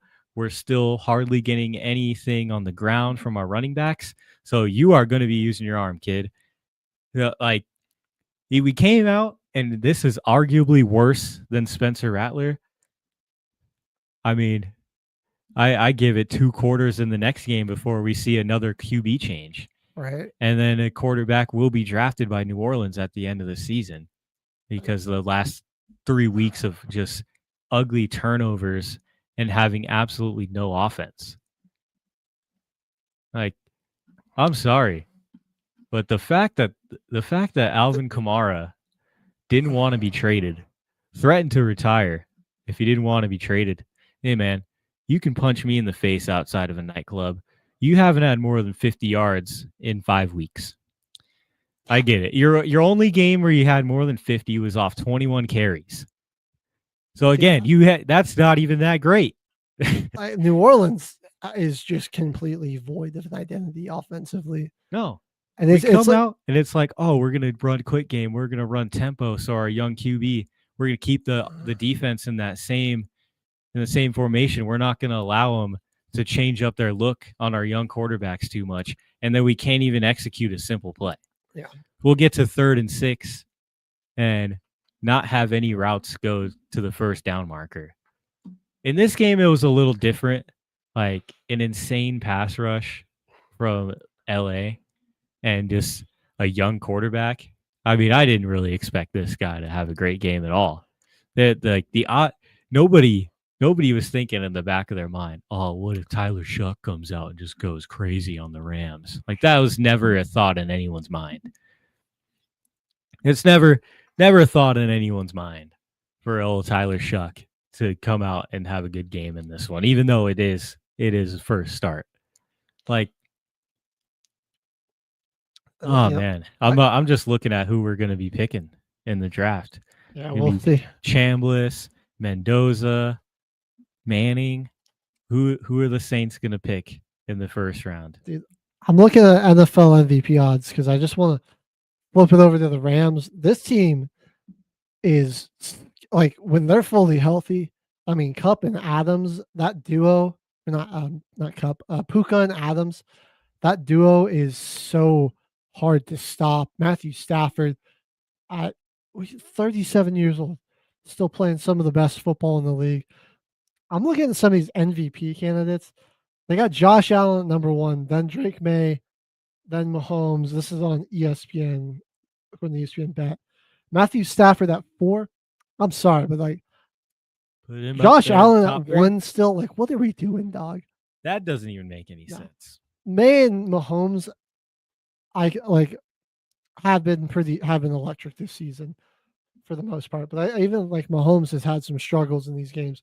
Matthew Stafford has 21 passing touchdowns to just 2 interceptions. He's 6th in the league in passing yards with 2,147. He's got to be in the conversation. Why is he only at plus 400 odds? He's got to be in the conversation, and then, man. I'm just seething with rage that my boy Sam Darnold's at plus 2,000 odds. I mean, are we kidding?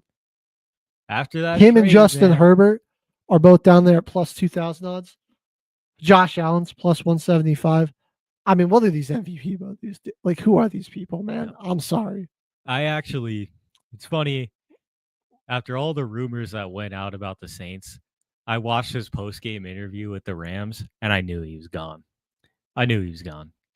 because that's the only questions that the media was going to ask him. Was if he was having conversations with Mickey and Kellen about potentially being the piece that moves at the trade deadline. And he pretty much told the media that they're going to find out. Now it's just like, yeah, he's getting traded. He's getting traded. He knew he was gone.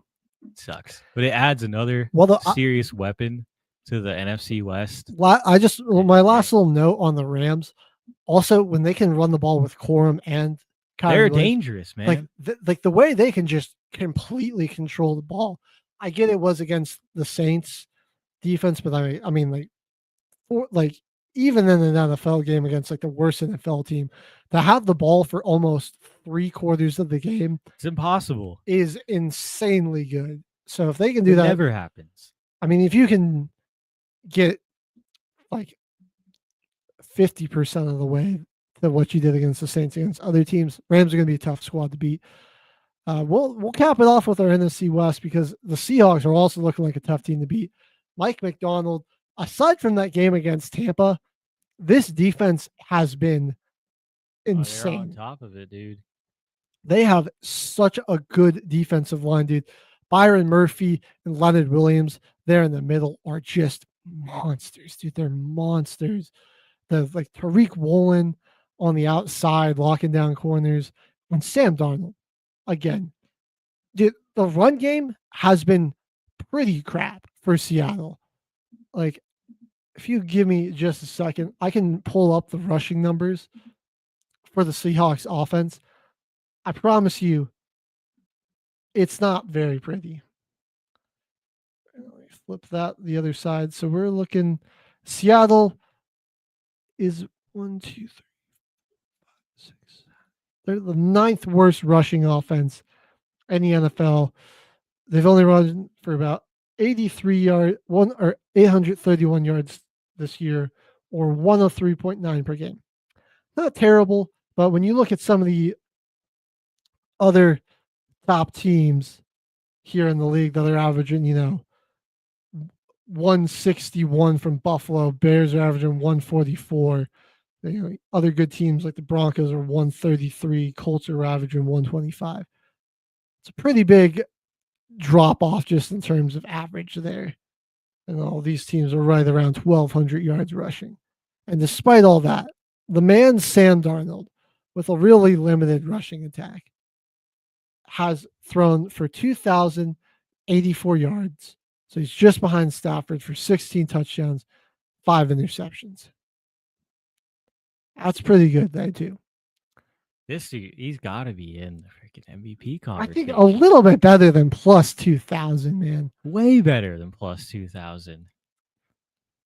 I mean, especially after this game, it was out of reach before halftime. Oh yeah, this game over at half, dude. 31-7. I don't know what we were doing with Jaden Daniels still out there. I hate to see that, man. That his arm got bent like that, dude. He's lucky that's not his throwing arm, dude. Because that would have changed his career. I mean, they said it was just it dislocated, so hopefully that's not as bad. It's those hip drop tackles, man. We're really kind of finding out that it does injure people. Yeah. Because that same hip drop style tackle is what got Cam Scadaboo's ankle turned out the other way. So I got the trade details on the Jets and the Colts and the Seahawks and Saints. So Jets and Colts, full trade was Sauce Gardner for a 2026 and 2027 first. So that's the next 2 drafts, and then AD Mitchell is also going. So, yeah, he was basically solely responsible for their other loss this season. He wiped out 14 points. Get him off the team. Not surprised. Maybe you can find the revitalization in New York, but I wouldn't count on it. Yeah, no. And then the Saints are getting a 2026 4th and 5th round pick in exchange for Shaheed. Wow. Feel like we could have got a 3rd for him, but that's okay. That's okay because we only had 5 picks before this trade. We desperately needed to make a move to get some draft capital back. Yeah, because we traded away a top 100 pick for Devon Vele, and he has done absolutely nothing. And that's not even his fault. We can't get into the red zone to make Devon Vele a valuable threat in our offense, even. Because what in the catches that he has had, he's got 2 PIs called, 5 first downs, and a touchdown in his 7 catches, or in his 7 targets. He's actually been one of the better receivers on the team, and he's barely even on the field. Kind of ridiculous. Like, if we could get our offense in the red zone, we could actually look at him as a valuable target. And hey, man, I'm down for trading for Devon Vele. But hey, we can't even get past the freaking 45. I'm going to bring it on back to the Seahawks, because I highlighted some guys that have been the big stars this season for him, but Nicky Manore looking like an absolute steal in the draft. Stud. Looks like that. He's looking like an absolute hit through his few games. Again, DeMarcus Lawrence, one of the sneaky offseason moves that flew kind of under the radar. Huge vet. Just adds it's another guy you got to block on that defensive line. And I like Boye Mafe, Derek Hall inside of those linebackers there have been playing really well. I didn't mention Kobe Bryant or Devon Witherspoon that are also back there in that secondary. And like the mastermind of Mike McDonald coaching them up. And then on the other side, Clint Kubiak has just got this offense cooking. It's actually another thing I wanted to say about the Saints. All our coaches that have left us in like the past 5 years, they're pretty successful right now. Sean Payton and Darren Rizzi over there winning games with the Broncos. Clint Kubiak. This offense is insane. Why did we keep Clint Kubiak? Man, I'm sure Spencer Rattler and Tyler Shuck would have loved to have that verticality in their offense. Dude, Sam Darnold's loving it. To be fair, Kubiak, when you have a guy like Jackson Smith and Jigba, it can make play call. Yeah, easy money. And he's like, hey, he can stress a defense out a lot. This is like his 7th straight game where he's had at least 8 catches for more than 120 yards. Didn't get a touchdown in this one, though. So that streak of also having a touchdown with that stat line is broken. A measly 8 catches for 129 and 0 touchdowns. Come on, JSN. Pretty terrible. Seahawks did they got a nasty number 2. The Niners are looking good, finding ways to win this game. But like the Rams and the Seahawks both look like Super Bowl contenders right now. Yep. That move, honestly, that moves the needle for me on Seattle. Oh yeah, I can't lie. They got Jackson Smith. They can throw deep balls to him all day, but now you got a receiver that can run 21 miles an hour. Now you got pretty much the fastest receiver in the NFL right now because Tyreek Hill is injured.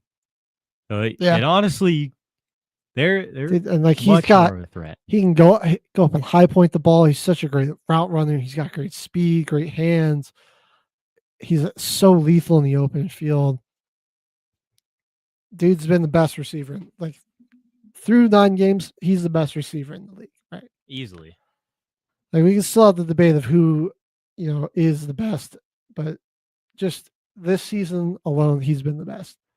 I'm gonna get to one of our only other non-one score games that we had this week. Dallas losing last night to the Cardinals, who, again, it was just like the Dallas defense having a tough time stopping them. Deron Bland, Jerry Jones paid that man $92 million and let Micah Parsons watch. And he got shook out of his shoes by Marvin Harrison Jr. I'm not saying it wasn't a great move, but you're a $92 million cornerback, and he made you do a somersault. It was a great move, but in pretty much slow motion. Marvin Harrison walked forward 3 steps, then he then he does the cut, and he's literally walking the entire time. He's not even moving that fast. I mean, the stutter into it wasn't that, but like when he exploded out of it, it was pretty fast. And I'm not saying like anybody like other corners wouldn't have gotten beaten by that. Not that bad. Like you fell on your ass and did a backwards somersault. Yeah, they wouldn't have got beaten that bad. And that an all right game. Again, he's a little like the some turnovers ruined some good looking Cowboys drives. The Javante fumble, a Dak interception, and a slow start for this offense is just basically a death sentence for the Cowboys. Stephen A. Smith was up in the booth with Jerry Jones watching this game, and then the Cowboys failed to convert on fourth down. They were 0 for 3 on fourth downs tonight, 5 of 12 on third downs. You watch them fail to convert, and Stephen, you can just read his lips. He goes, "All right, I'm going to head out," and just taking off for the exits. Yeah, Cowboys just don't look like they got the facilities to compete or keep up with Philadelphia. Eagles, I thought this division might be a little tougher, but I mean, it's each week it's looking more and more likely the Eagles just run away with it. Run away. Which, I mean, they've had some struggles and looked a bit more like beatable at times this year. So, I mean, like Jalen Hurts kind of just getting lucky there. I'm not even going to lie. And then like the past few weeks too, we're seeing so many injuries happen on Washington's side. Also, they're battered and they're already pretty old. I'm gonna murder Jonathan Gannon, dude. This man will not decide who his number one back is going to be. Like, and I got Bam Knight fantasy football, only 9 carries for 27 yards, but the Mr. Fumble the game away, DeMarcado, is in there for 14 carries. Like, who's RB1, bro? Who's the running Please make up your mind, dog. It's driving me crazy. Like, until Trey Benson comes back, I think the Arizona backfield is just a fantasy no-go. No, stay away from it. Stay away from it. Unless you got like Trey McBride or Marvin Harrison, you're just don't worry about Cardinals. Stay away from that. Good game out of that defense of Arizona's, man. Calais Campbell making a lot of good stops at 39 years old, and Josh Sweat, good offseason acquisition. He had 2 sacks in this one. I don't know what his exact total is on the year, but he's been really good for him. All right, this game was a 1-possession game, but a pick 6 early for Tennessee and a punt return really helped in the first quarter. While the Chargers kind of got off to a slow start. After that, it was pretty much all LA. After that good first quarter, Tennessee's offense only managed 2 field goals. Again, Cam Ward's got nobody to throw to. Tony Pollard is your leading rusher with 56 yards. They just can't run the ball. They can't protect Cam. He got sacked another 4 times in this one. He's dealing with some trouble. Yeah. I saw a clip from that week 1 game against the Broncos. They had a possession inside their own 10, and they called a pretty nice RPO in a trips formation. It was a nickel blitz from the Broncos. So that screen play and his pass option was going to be wide open. The guys were going to have blockers. But the 3 receivers that were out there, not one of those receivers figured out who was actually going to be the screen man. So you have an RPO play where 3 receivers are blocking and the quarterback wants to throw it with the nickel blitz coming at him unblocked. He just has to throw it in the dirt. And that play is over. They had yards, but it's like nobody else is paying attention but Cam Ward. Tennessee fans, silver lining, I know this season's been just a pain to watch. It's been painful. But Cam Ward, he's going to be elite. He's going to be a demon when he gets actual talent around him. He's going to be elite. Because he's going to just be so like, then when he doesn't spend the entire game under pressure, because he actually has an offensive line and just sees pressure some of the time, he's going to have some incredible throws and escapes and scrambles that he's going to have some time to perfect while they're just getting absolutely hog slapped every game. Yeah, after the special teams and defensive plays ran out, it was all LA. They went on to score 20 points, only answered by 6 points in that time frame. And it looked like a 1-score game, But after the first quarter, it was a blowout by the Chargers. Herbert, another, besides the pick, very efficient game. 250 and 2 touchdowns, plus 57 on the ground in the TD. Herbert, man, like when he uses his legs, the Chargers are hard to stop, bro. He's been killing it with the scrambles this year. So good ones for LA trying to keep pace with those red hot Denver Broncos. And you know what? Let's give my Broncos the shout next. They're 7-2, first place in the AFC West. And a stat that I just never thought that I'm just so not used to experiencing really as a Broncos fan. We're 4-0 when we were trailing entering the fourth quarter. 4-0, bro. Honestly, I didn't expect this is a team came in for years that, like, if we were even down by like 3 for most of the game, I was like, I didn't think we could win unless we had the lead, like a 10-point lead. Going into the end of that. Yeah. And now this team, like, even though Bo and the offense struggled a lot in this one against a really good defense, Houston has a really great defense. They're first in points per game. They only give up 15.1 points per game. And they also give up the fewest yards per game. So you had 2 top 3 defenses here. The top 3 scoring defenses and top 3 total defenses. So was this game going to be high scoring? Probably not, man. And tough break on CJ Stroud going out there. That was tough hit there. It's kind of like that Trevor Lawrence one last year. It's like a little less malicious because, like, that wasn't like helmet to, like, directly like spearing the guy in the face as he slid. Like, Chris Abrams' he should have tried to, like, contort a little more to avoid Stroud after he dove at him. But again, like, you could see he wasn't aiming for the head. That he got his shoulder into his chest. It's just like the way Stroud snapped back onto the turf. Yeah, you hit your back of the head right on the ground as hard as possible, running full speed. It's just, these calls are very tough, man. It's like, that's a young player, and in that situation, he's like Stroud was scrambling for a first down. It was 3rd down, and well, it's BS because it's a tough spot. You can barely hit him in the pocket, right? Yeah. You barely hit the quarterback in the pocket without getting a flag. But when they escape the pocket and become a runner, and you can hit them all the way up until they start initiating a slide. And then they're a defenseless runner and you can't hit them anymore.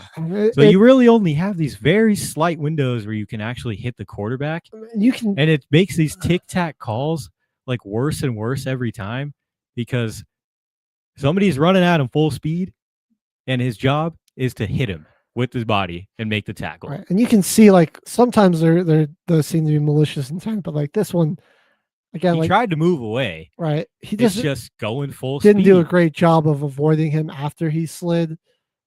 But like wasn't like his body contacting directly to CJ Stroud's head. It just, the impact into his chest probably made Stroud snap back into the turf harder. And that's what did it.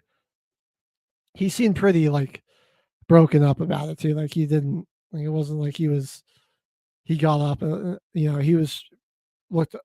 had teammates comforting him. He looked kind of distraught about that. Like, it was like, you had a pretty good gauge when the guy doesn't give a fuck or had like a malicious intent. And this one, like, he was it's just an unfortunate circumstance of the play. Fair call on the penalty. I mean, an example of somebody that did not care. Go back to, like, I think this is like 2017, 2016. We're going Thursday night football with the debut of the Color Rush jerseys, and Kiko Alonso speared a sliding Joe Flacco and had that man knocked out, seeing stars. He returned to that game, surprisingly, but that one was that's a dirty hit. because he got up and is like, wasn't even feeling bad. He was just hype that he made the Or I direct you to like 30 different hits from Vontez Burfict right throughout his career. Or just last year when Aziz Al-Shir like literally leapt off the ground and speared like his helmet directly into the face of a sliding Trevor Lawrence. All right. Back to the rest of the game. Yeah, Davis Mills was in some trouble. Some bend but don't break from this Broncos defense. 5 field goals that they held them to. And then there are 2 drives that were impressive that led to touchdowns with how the defense played. That was enough. And it was which offense was going to be able to break through for a couple of good drives. And Denver did it. And then they got the ball back and put together using Bo Nix's legs, man. Like he also, when he's been able to use his legs, he's used them in some clutch moments. I think we got to try to get him involved more with his legs. in short yardage situations. Good things happen when Bo runs. He's quick too. He's got a lot of speed. Like you guys, I feel like they should trust him more in short yardage situations to just run it if they're not going to run. Like get some design QB runs or something too. Because like a lot of times the teams don't see the design QB runs. Like the one he picked up that got him into like a very comfortable field goal range. It was they had the center and the tackle. They pulled for him, but like he faked it to Dobbins, and the defense they just flowed that way. They weren't really expecting Bo to take off with it, and so I get trying to use it sparingly because you don't want the defenses to be keyed in on him running it more. But even just earlier, if the offense is having some troubles getting going, just sprinkle it in there once or twice. See if that can do something for you. It could definitely bring some momentum in there. Because sometimes it does feel like, does the Broncos offense have like a full identity yet? Because I feel like Sean Payton's playbook, I watched the guy coach Drew Brees, and I was watching those sale concepts for most of my childhood. Like you guys are like 40% in Sean Payton's bag. Yeah. For his play calling. I think it's still Bo and Sean learning to work together and trust each other, you know. And I mean, it's been pulling through when it matters, and we've seen some great things from them, some great games from offensively. And so I'm not like with the defense we have. This is an elite defensive unit. Like it'll keep us in pretty much any game. That's why it's perfect. Like he might be having a bad game, and then the defense gets him the ball back to get another opportunity to score. It's honestly the best case scenario. Great team building. You still got a young quarterback. He's only in his second year, man. I mean, like there's still things he's got to learn and improve on, you know. And rather than just try to load up on offense and put it all on the QB, like build an elite defense that can keep this quarterback in games and give him opportunities to show up and make plays. And when it matters, Bo's been showing up and making plays. I'll take that. I mean, I'd rather be a great team in the fourth quarter and a bad team in the first than vice versa. Like you'll take that every week. So as long as as we keep playing like we play in the fourth quarter, outscoring opponents the way we do, this team will go far. And yeah, I think the offensive line, another thing where they just built up the trenches. Great job against Daniil Hunter and Will Anderson, Derek Barnett, those guys, because only one sack. You guys are built in the trenches. That's Zach Allen. He had and Tuolunua Hufunga, fantastic games in this one as well. And John Franklin Myers doesn't really show up in the stat sheet, but he got a lot of pressures. And I think he batted the ball and was just also very disruptive, forcing Mills and Stroud to scramble, and forcing the running backs to have to bounce a hole somewhere else where Greenlaw or Singleton would swallow them up. Allen got a sack in the TFL. I think Riley did a pretty good job filling in the CB1, and I really liked. They had a lot of this game. They actually had Jahdae Barron covering Nico Collins, and I'd have to find the exact coverage stats for when he was a primary defender. But I mean, when they threw the ball to Nico and Jade was there, he didn't have a lot of success. So that's really exciting to see. Is just Barron becoming more involved in this defense and making some plays. Had the pick last week, a couple of big pass breakups this week. Yeah, it's looking like the boys are going to step up without. Like I don't even think the Broncos have hit their full potential as a team, offensively or defensively. There's been some lapse moments, and they still are kind of bad about giving up big plays. That's the crazy thing is this team's 7-2, and I don't think that they've played their best football. Like they've played their best, most complete game of football yet. Like they got pretty darn close with the Cowboys, but like the best version of this team is still to be unlocked. So hopefully we get that figured out and going into the postseason. But I do really think that there's still like an even better version of this team below the surface, better than the 7-2 one. But I'll take the 7-2 version of this team as well. Right. I'm pretty happy with that as well. It's honestly, this is kind of where I did expect you guys to be coming up onto your guys' bye week here pretty soon.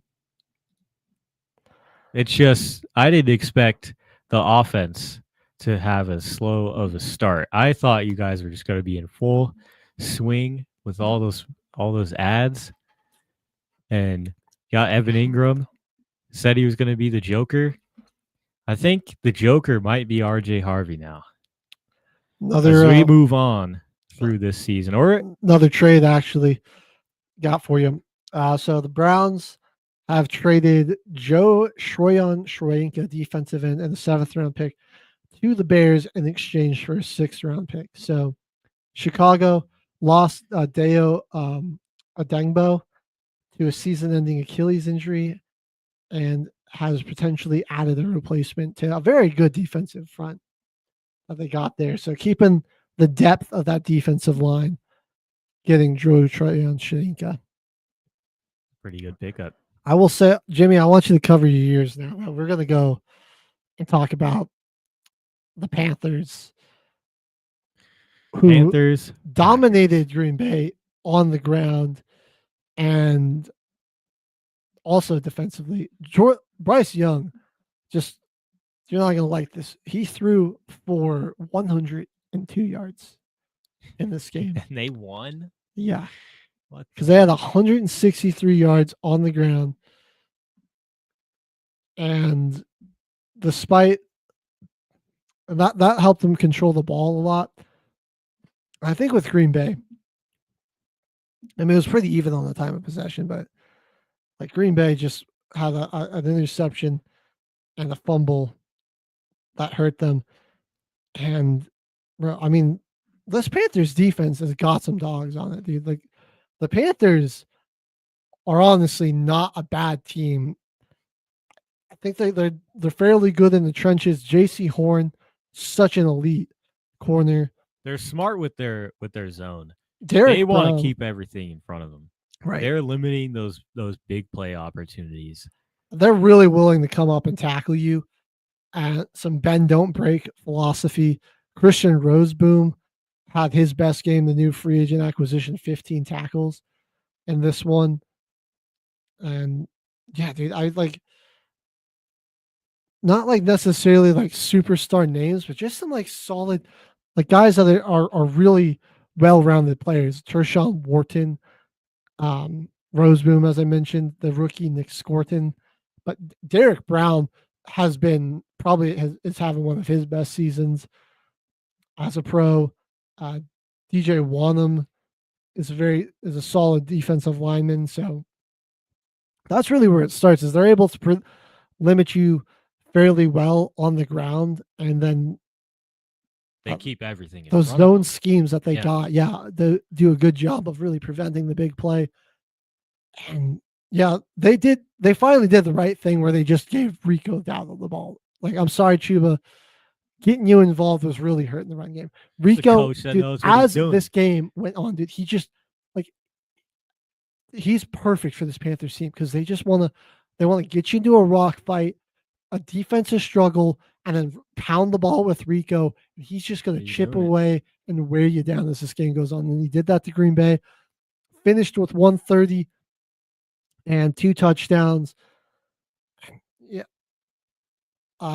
Interesting, man. Like Kraft went down early, and it was looking like a promising start through the air for the Packers. And then after that, it sort of got rocky. So I mean, it'll be interesting to see like how much losing Kraft affects this offense. This is just where Green Bay's big weakness is that like they've got a lot of talent on offense, but they have issues in their offense, right? Which That doesn't make sense. This offense can get stymied, and despite having such an elite defense, if the offense gets stymied, like a team like Cleveland or Carolina, that can play really tough defensively, and then run it down, hang in there and beat you out the last second.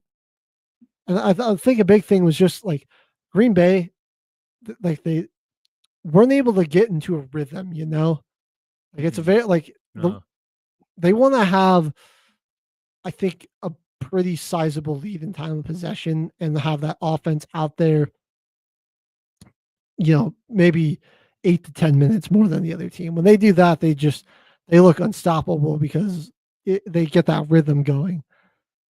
But if you can disrupt that rhythm, it's just really tough for them to adjust, it feels like.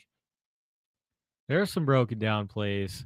I thought that near interception from Jordan Love. Yeah. That late one. I thought having Watson back would add some more explosiveness to this team. But again, like Carolina just doesn't let you go deep. And I don't know, like this one isn't as concerning as the Browns because the Panthers, they're 5-4. They're not bad. This was a good, like the Panthers are really a good competitive team. Like they've got the ability to hang in there with a lot of teams. So I'm not crazy shocked about this, but it is just a little weird that they're only 2 losses. They've been big favorites. And I think that both of these games have been at home. They lost at home to the Browns too, didn't they? Let's see. That one was in Cleveland, that 13-10 loss in week 3. That was in Cleveland, but still not one that you really even had much trouble. Like the home field advantage for the Cleveland Browns, like it's not too scary to go there and get a win. Myles Garrett really left his fingerprints on that one. All right, I'm just chomping at the bit to get to this game of the week, man. Holy, what a mad game this was. Bengals Bears, dude. If you told me at the start of the season that the Cincinnati Bengals were going to lose a home game when their quarterback named Joe throws for 470 yards and 4 touchdowns, I'd be like, yep, sounds like your typical Joe Burrow performance. And then you'd be like, actually, oh no, we're talking about it's Joe 40-year-old Flacco. Joe Flacco. 470, dude, that's nearly 10 yards for every year he is old. Yep. Like he's 41.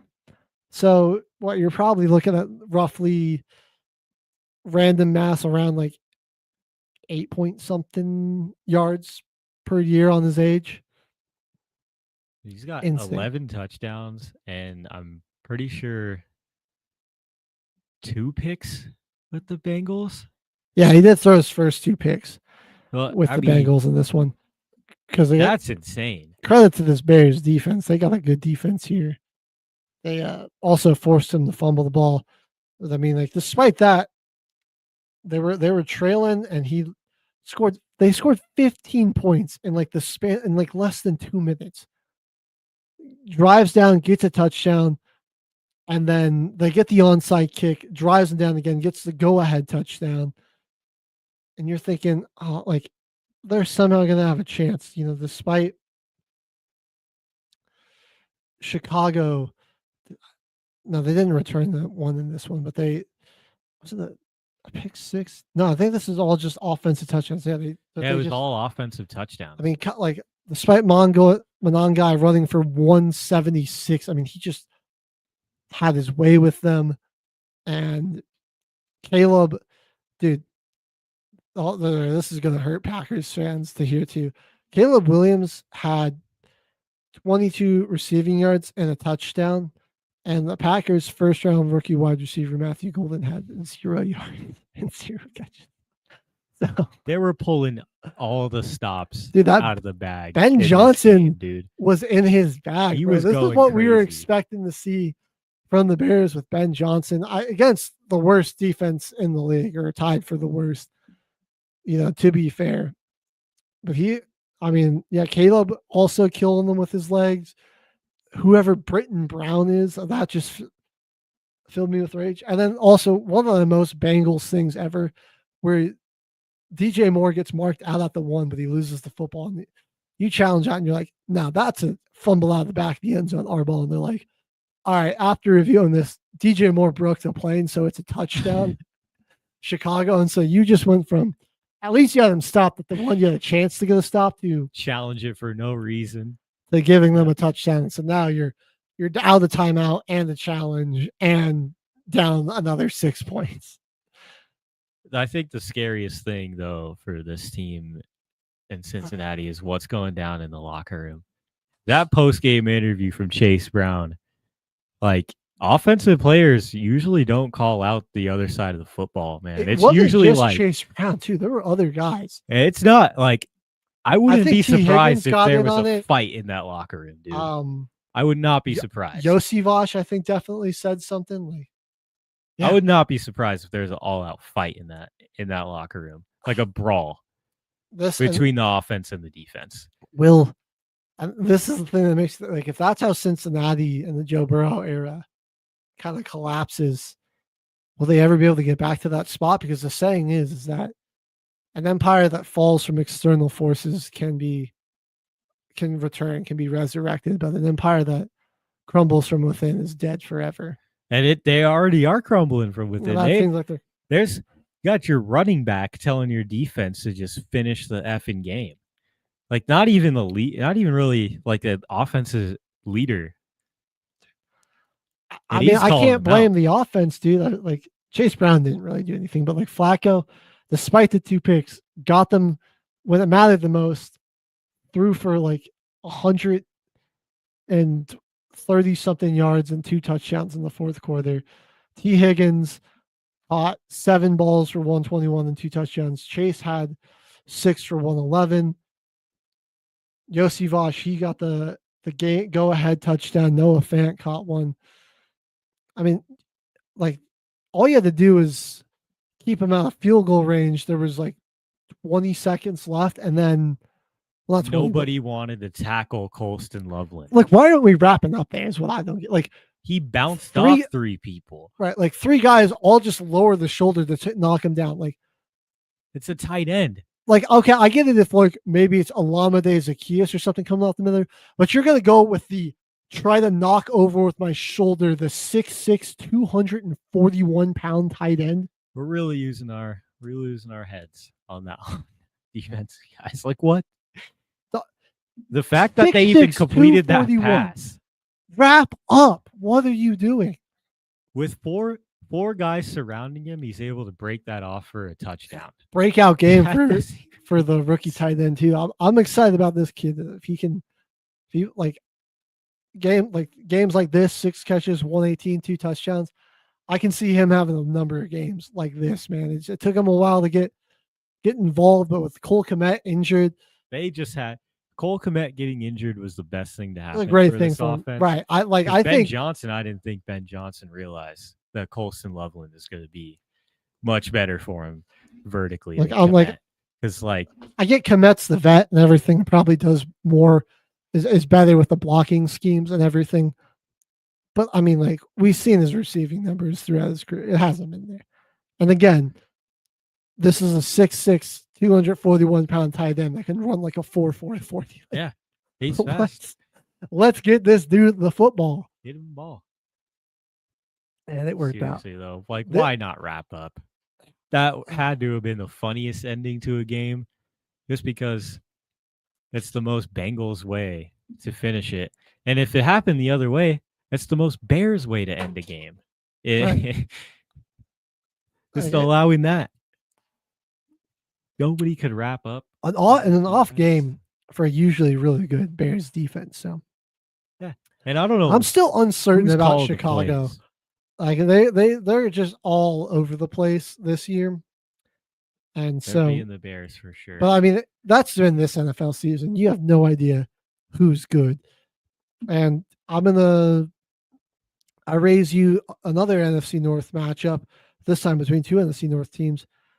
Who would have thought that the Vikings go in and just have their way in Detroit?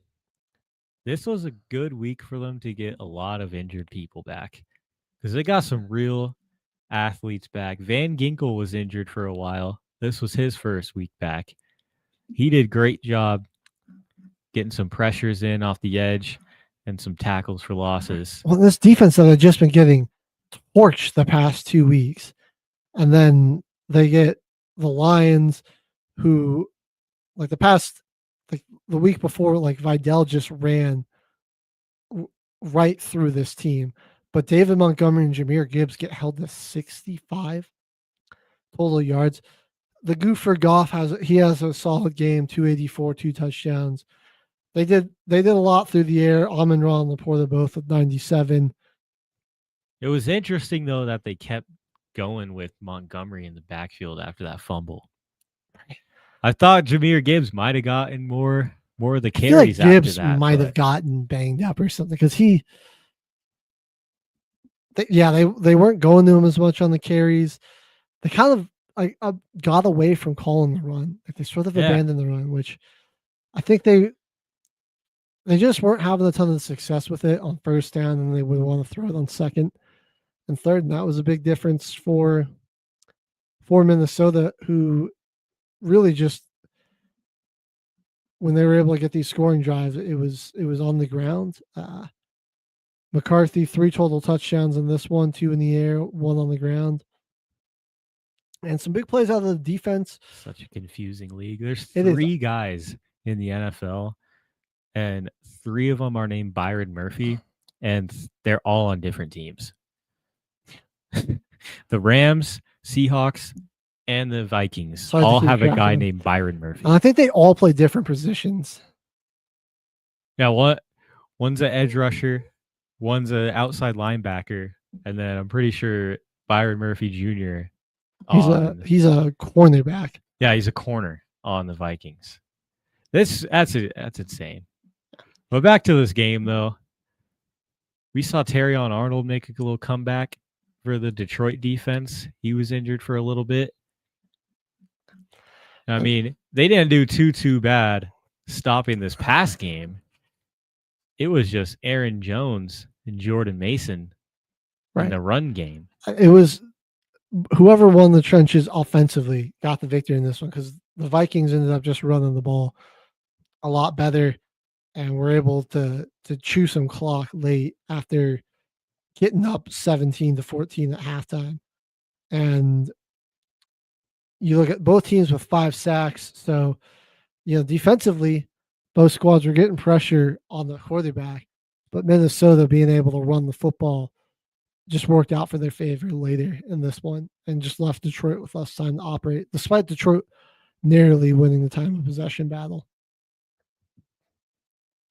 This was honestly, it's just a confusing league because like the Vikings the past 2 weeks just looked like crap, helpless defensively, looked terrible. The offensive line was getting torched, ripped apart. Like Carson Wentz was dying back.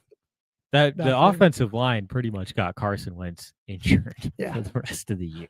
But then they gave up the 5 sacks, but they get a good push running the football and do just enough to win this one in a close. I mean, it was close there at the end, but they sneak out of Detroit with a victory. It's pretty muddy there in the NFC North. I mean, every team's 500 or better. You got 2 teams at 5-3. Vikes are 4-4. Packers 5-2-1. Still anyone's division there. All right, we got 3 more games left that we got to cover. First, Patriots. That's their 6th improved to win 7-2. 6th win in a row.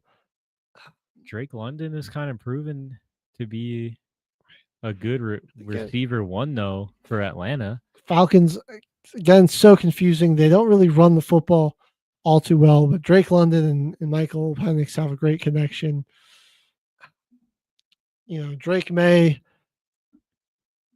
a bit of a come down to earth game for him. I mean, he had one interception, so he's been really good about protecting the football, but despite that, still 259 and 2 touchdowns. He got sacked 6 times in this one. Yeah, Falcons that were couldn't pressure Tua at all last week, but were able to get after May a ton in this one. And that was, the threat of the run wasn't there. 33 carries for 110 yards, only 3.3 yards a carry. The only 2 healthy backs on the roster were Travion Henderson and Terrell Jennings, which shout out Terrell Jennings for getting a touchdown for me this week in fantasy. That's helped. Clutch. Didn't do much else. He only had 35 yards rushing, but that touchdown was big. And yeah, this was just Atlanta not really being able to. They got off to a slow start offensively, and we're down. And they just had a bad. Well, not really necessarily a slow start offensively, but they just didn't quite keep pace with New England. And then when they had a really bad third quarter offensively, it just proved to be a little too much to overcome. They scored 9 points, were just short of a comeback victory against New England. Yeah, man. AFC East. Bills got some bounce back wins to make it a little more scary. But the Patriots on a 6-game streak, and they taken down the Bills in that streak. I think Drake May getting sacked a lot in this game and turning the ball over and having some film of mistakes to look at only really makes this Patriots team a little bit more dangerous, man. It's crazy just how pro-ready he's been, though. Seriously, he came out. He's like he's again top 3 MVP candidate right now. He's insane, man. The UNC really coached him up well for the NFL, man. Let's look at the stats on the season. 2285 passing yards, which is 5th in the league. Tied for 3rd with 17 passing touchdowns, and he's only got 4 picks with the top 5 QBR. This guy's nuts. I mean, he's been killing it. Jaden certainly had the best rookie season, but now that we're about a year and a half into everyone's campaigns, Drake May definitely the best out of the class. I mean, Bo's got the better stats, but again, he also has more games. So I think with Drake May, with how efficient he's been in this smaller sample size, I'll give it to him. But I still like Bo. I still think my boy Nix is better, but we got to get a head-to-head matchup between those two to determine. That's what we got to see. That's what we got to see. Another head-to-head matchup we all love watching: Allen versus Mahomes. Another year, we get it. It's here in Buffalo, and dude, the Buffalo defense just did a good job. Despite being banged up, they were missing some guys, but you had the rookie, what's his name?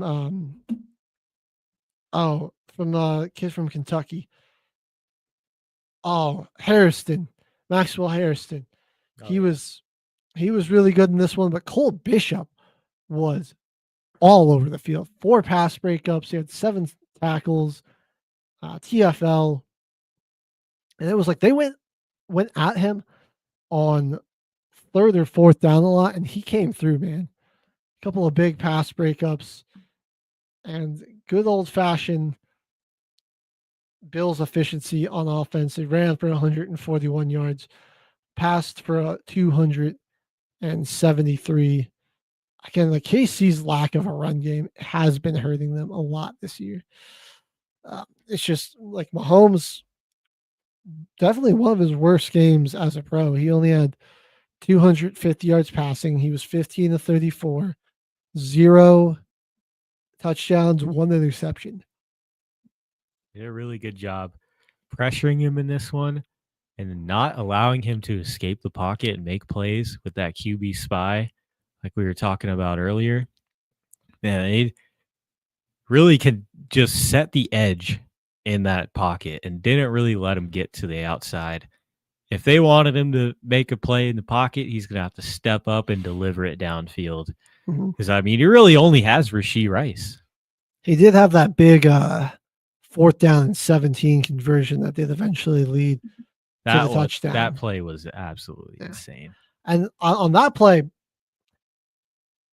why, like Joey Bosa, why did you he seemed to try to set the edge or contain, he had a shot to run at Mahomes and he kind of stopped and backed up he was not going to let Mahomes run, and I'm like, dude, you got to go for the it's tackle. 4th and 17. Yeah. He's got to run 17 yards. You might as well just hit even him. if he gets past you and he tries to scramble.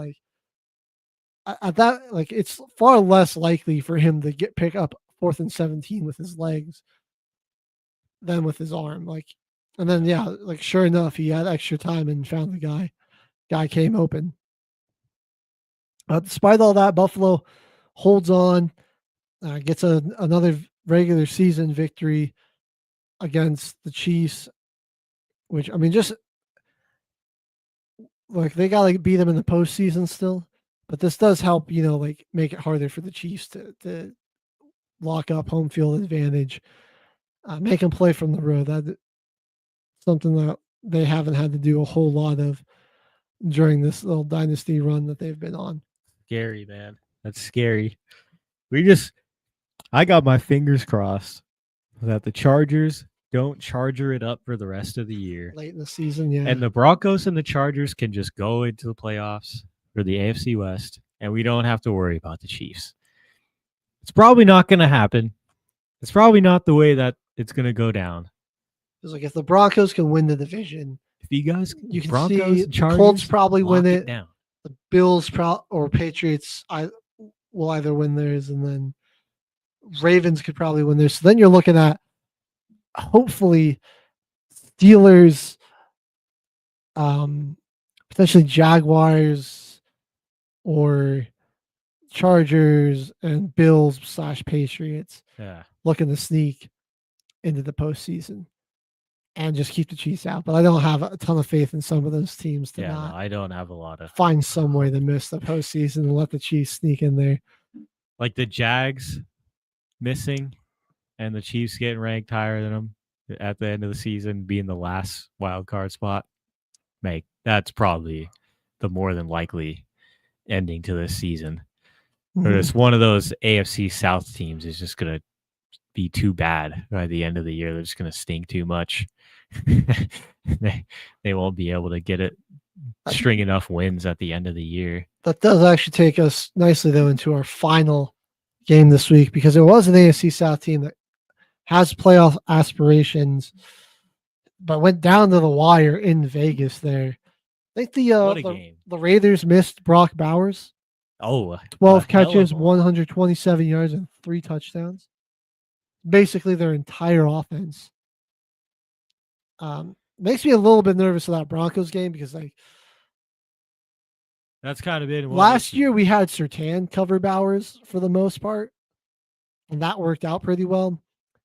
This year, I mean, Greenlaw can probably cover him. I don't feel great about Singleton having to cover him. Or I can Hufanga come down into the box and just cover him straight up, because I mean it's just you guys got to get physical with him. It's tough free. Because he is on the line of scrimmage a lot. And that's just why it's hard to cover him, because he they don't line him out out in the slot a whole lot. Yeah. He is really so it's just you can't really go up on the line of scrimmage and press him. There's just too much congestion there. So you have to just be able to track him, so he's able to get a running start. Maybe it's a big game from your DNs, just chipping him before he gets out on those routes. Yeah, dude. It could limit your guys' pressures, but at the same time, who the hell does Geno want to throw it to? Well, now Jacoby Myers is gone. I think we're all right. The big thing is just can we trap Bowers and force Geno to make a play to somebody on the outside? That'll be the big thing. playing him because Jacksonville had no answers for this guy. He had an incredible one-handed catch. It was clear that he needed, he got off to a slow start this season. Clear it was because he was injured. He just needed to rest up. It's too bad the LA season is basically on life support at this point. But on the other side, T-Law, no, what's his face? Travis Hunter was going to Parker Washington a lot. And when I saw that he was like one of the highest rated guys getting added on fantasy teams, I'm like, no way. I'm not adding Parker Washington to my squad. And then he gets 90 yards on 8 balls. Do we just forget about Brian Thomas? What the? They just forgot about Brian Thomas. Apparently, that great back and forth. I mean, this game was 9-6 in the fourth quarter. Let's keep that in mind. And then just an offensive explosion. 44 points scored between each team through overtime in the fourth quarter. Offensive explosion there. And like we said at the rundown, it got to overtime. Seattle, and not Seattle, Pete Carroll used to be the Seattle coach. Vegas scores, ties it up, or has a chance to tie it up. But there's only like 20-something seconds left. There wasn't a lot of time. You're 2-5. Nobody wants to see a tie, too. And it's like a tie is almost the same thing as a loss, pretty much, when you're 2-5. Yeah. Like, you might as well try to go for the win. And I get throwing it because you haven't been good at running the ball all year. This is a little different. Like, you didn't have, like, Marshawn Lynch and a great behind an awesome Seattle offensive line. You've had a rookie running back that struggled behind a subpar offensive line. Try to get the ball to your tight end that's been dominating. But, Gino just threw it way too low. It was an easy bat down for the defensive lineman.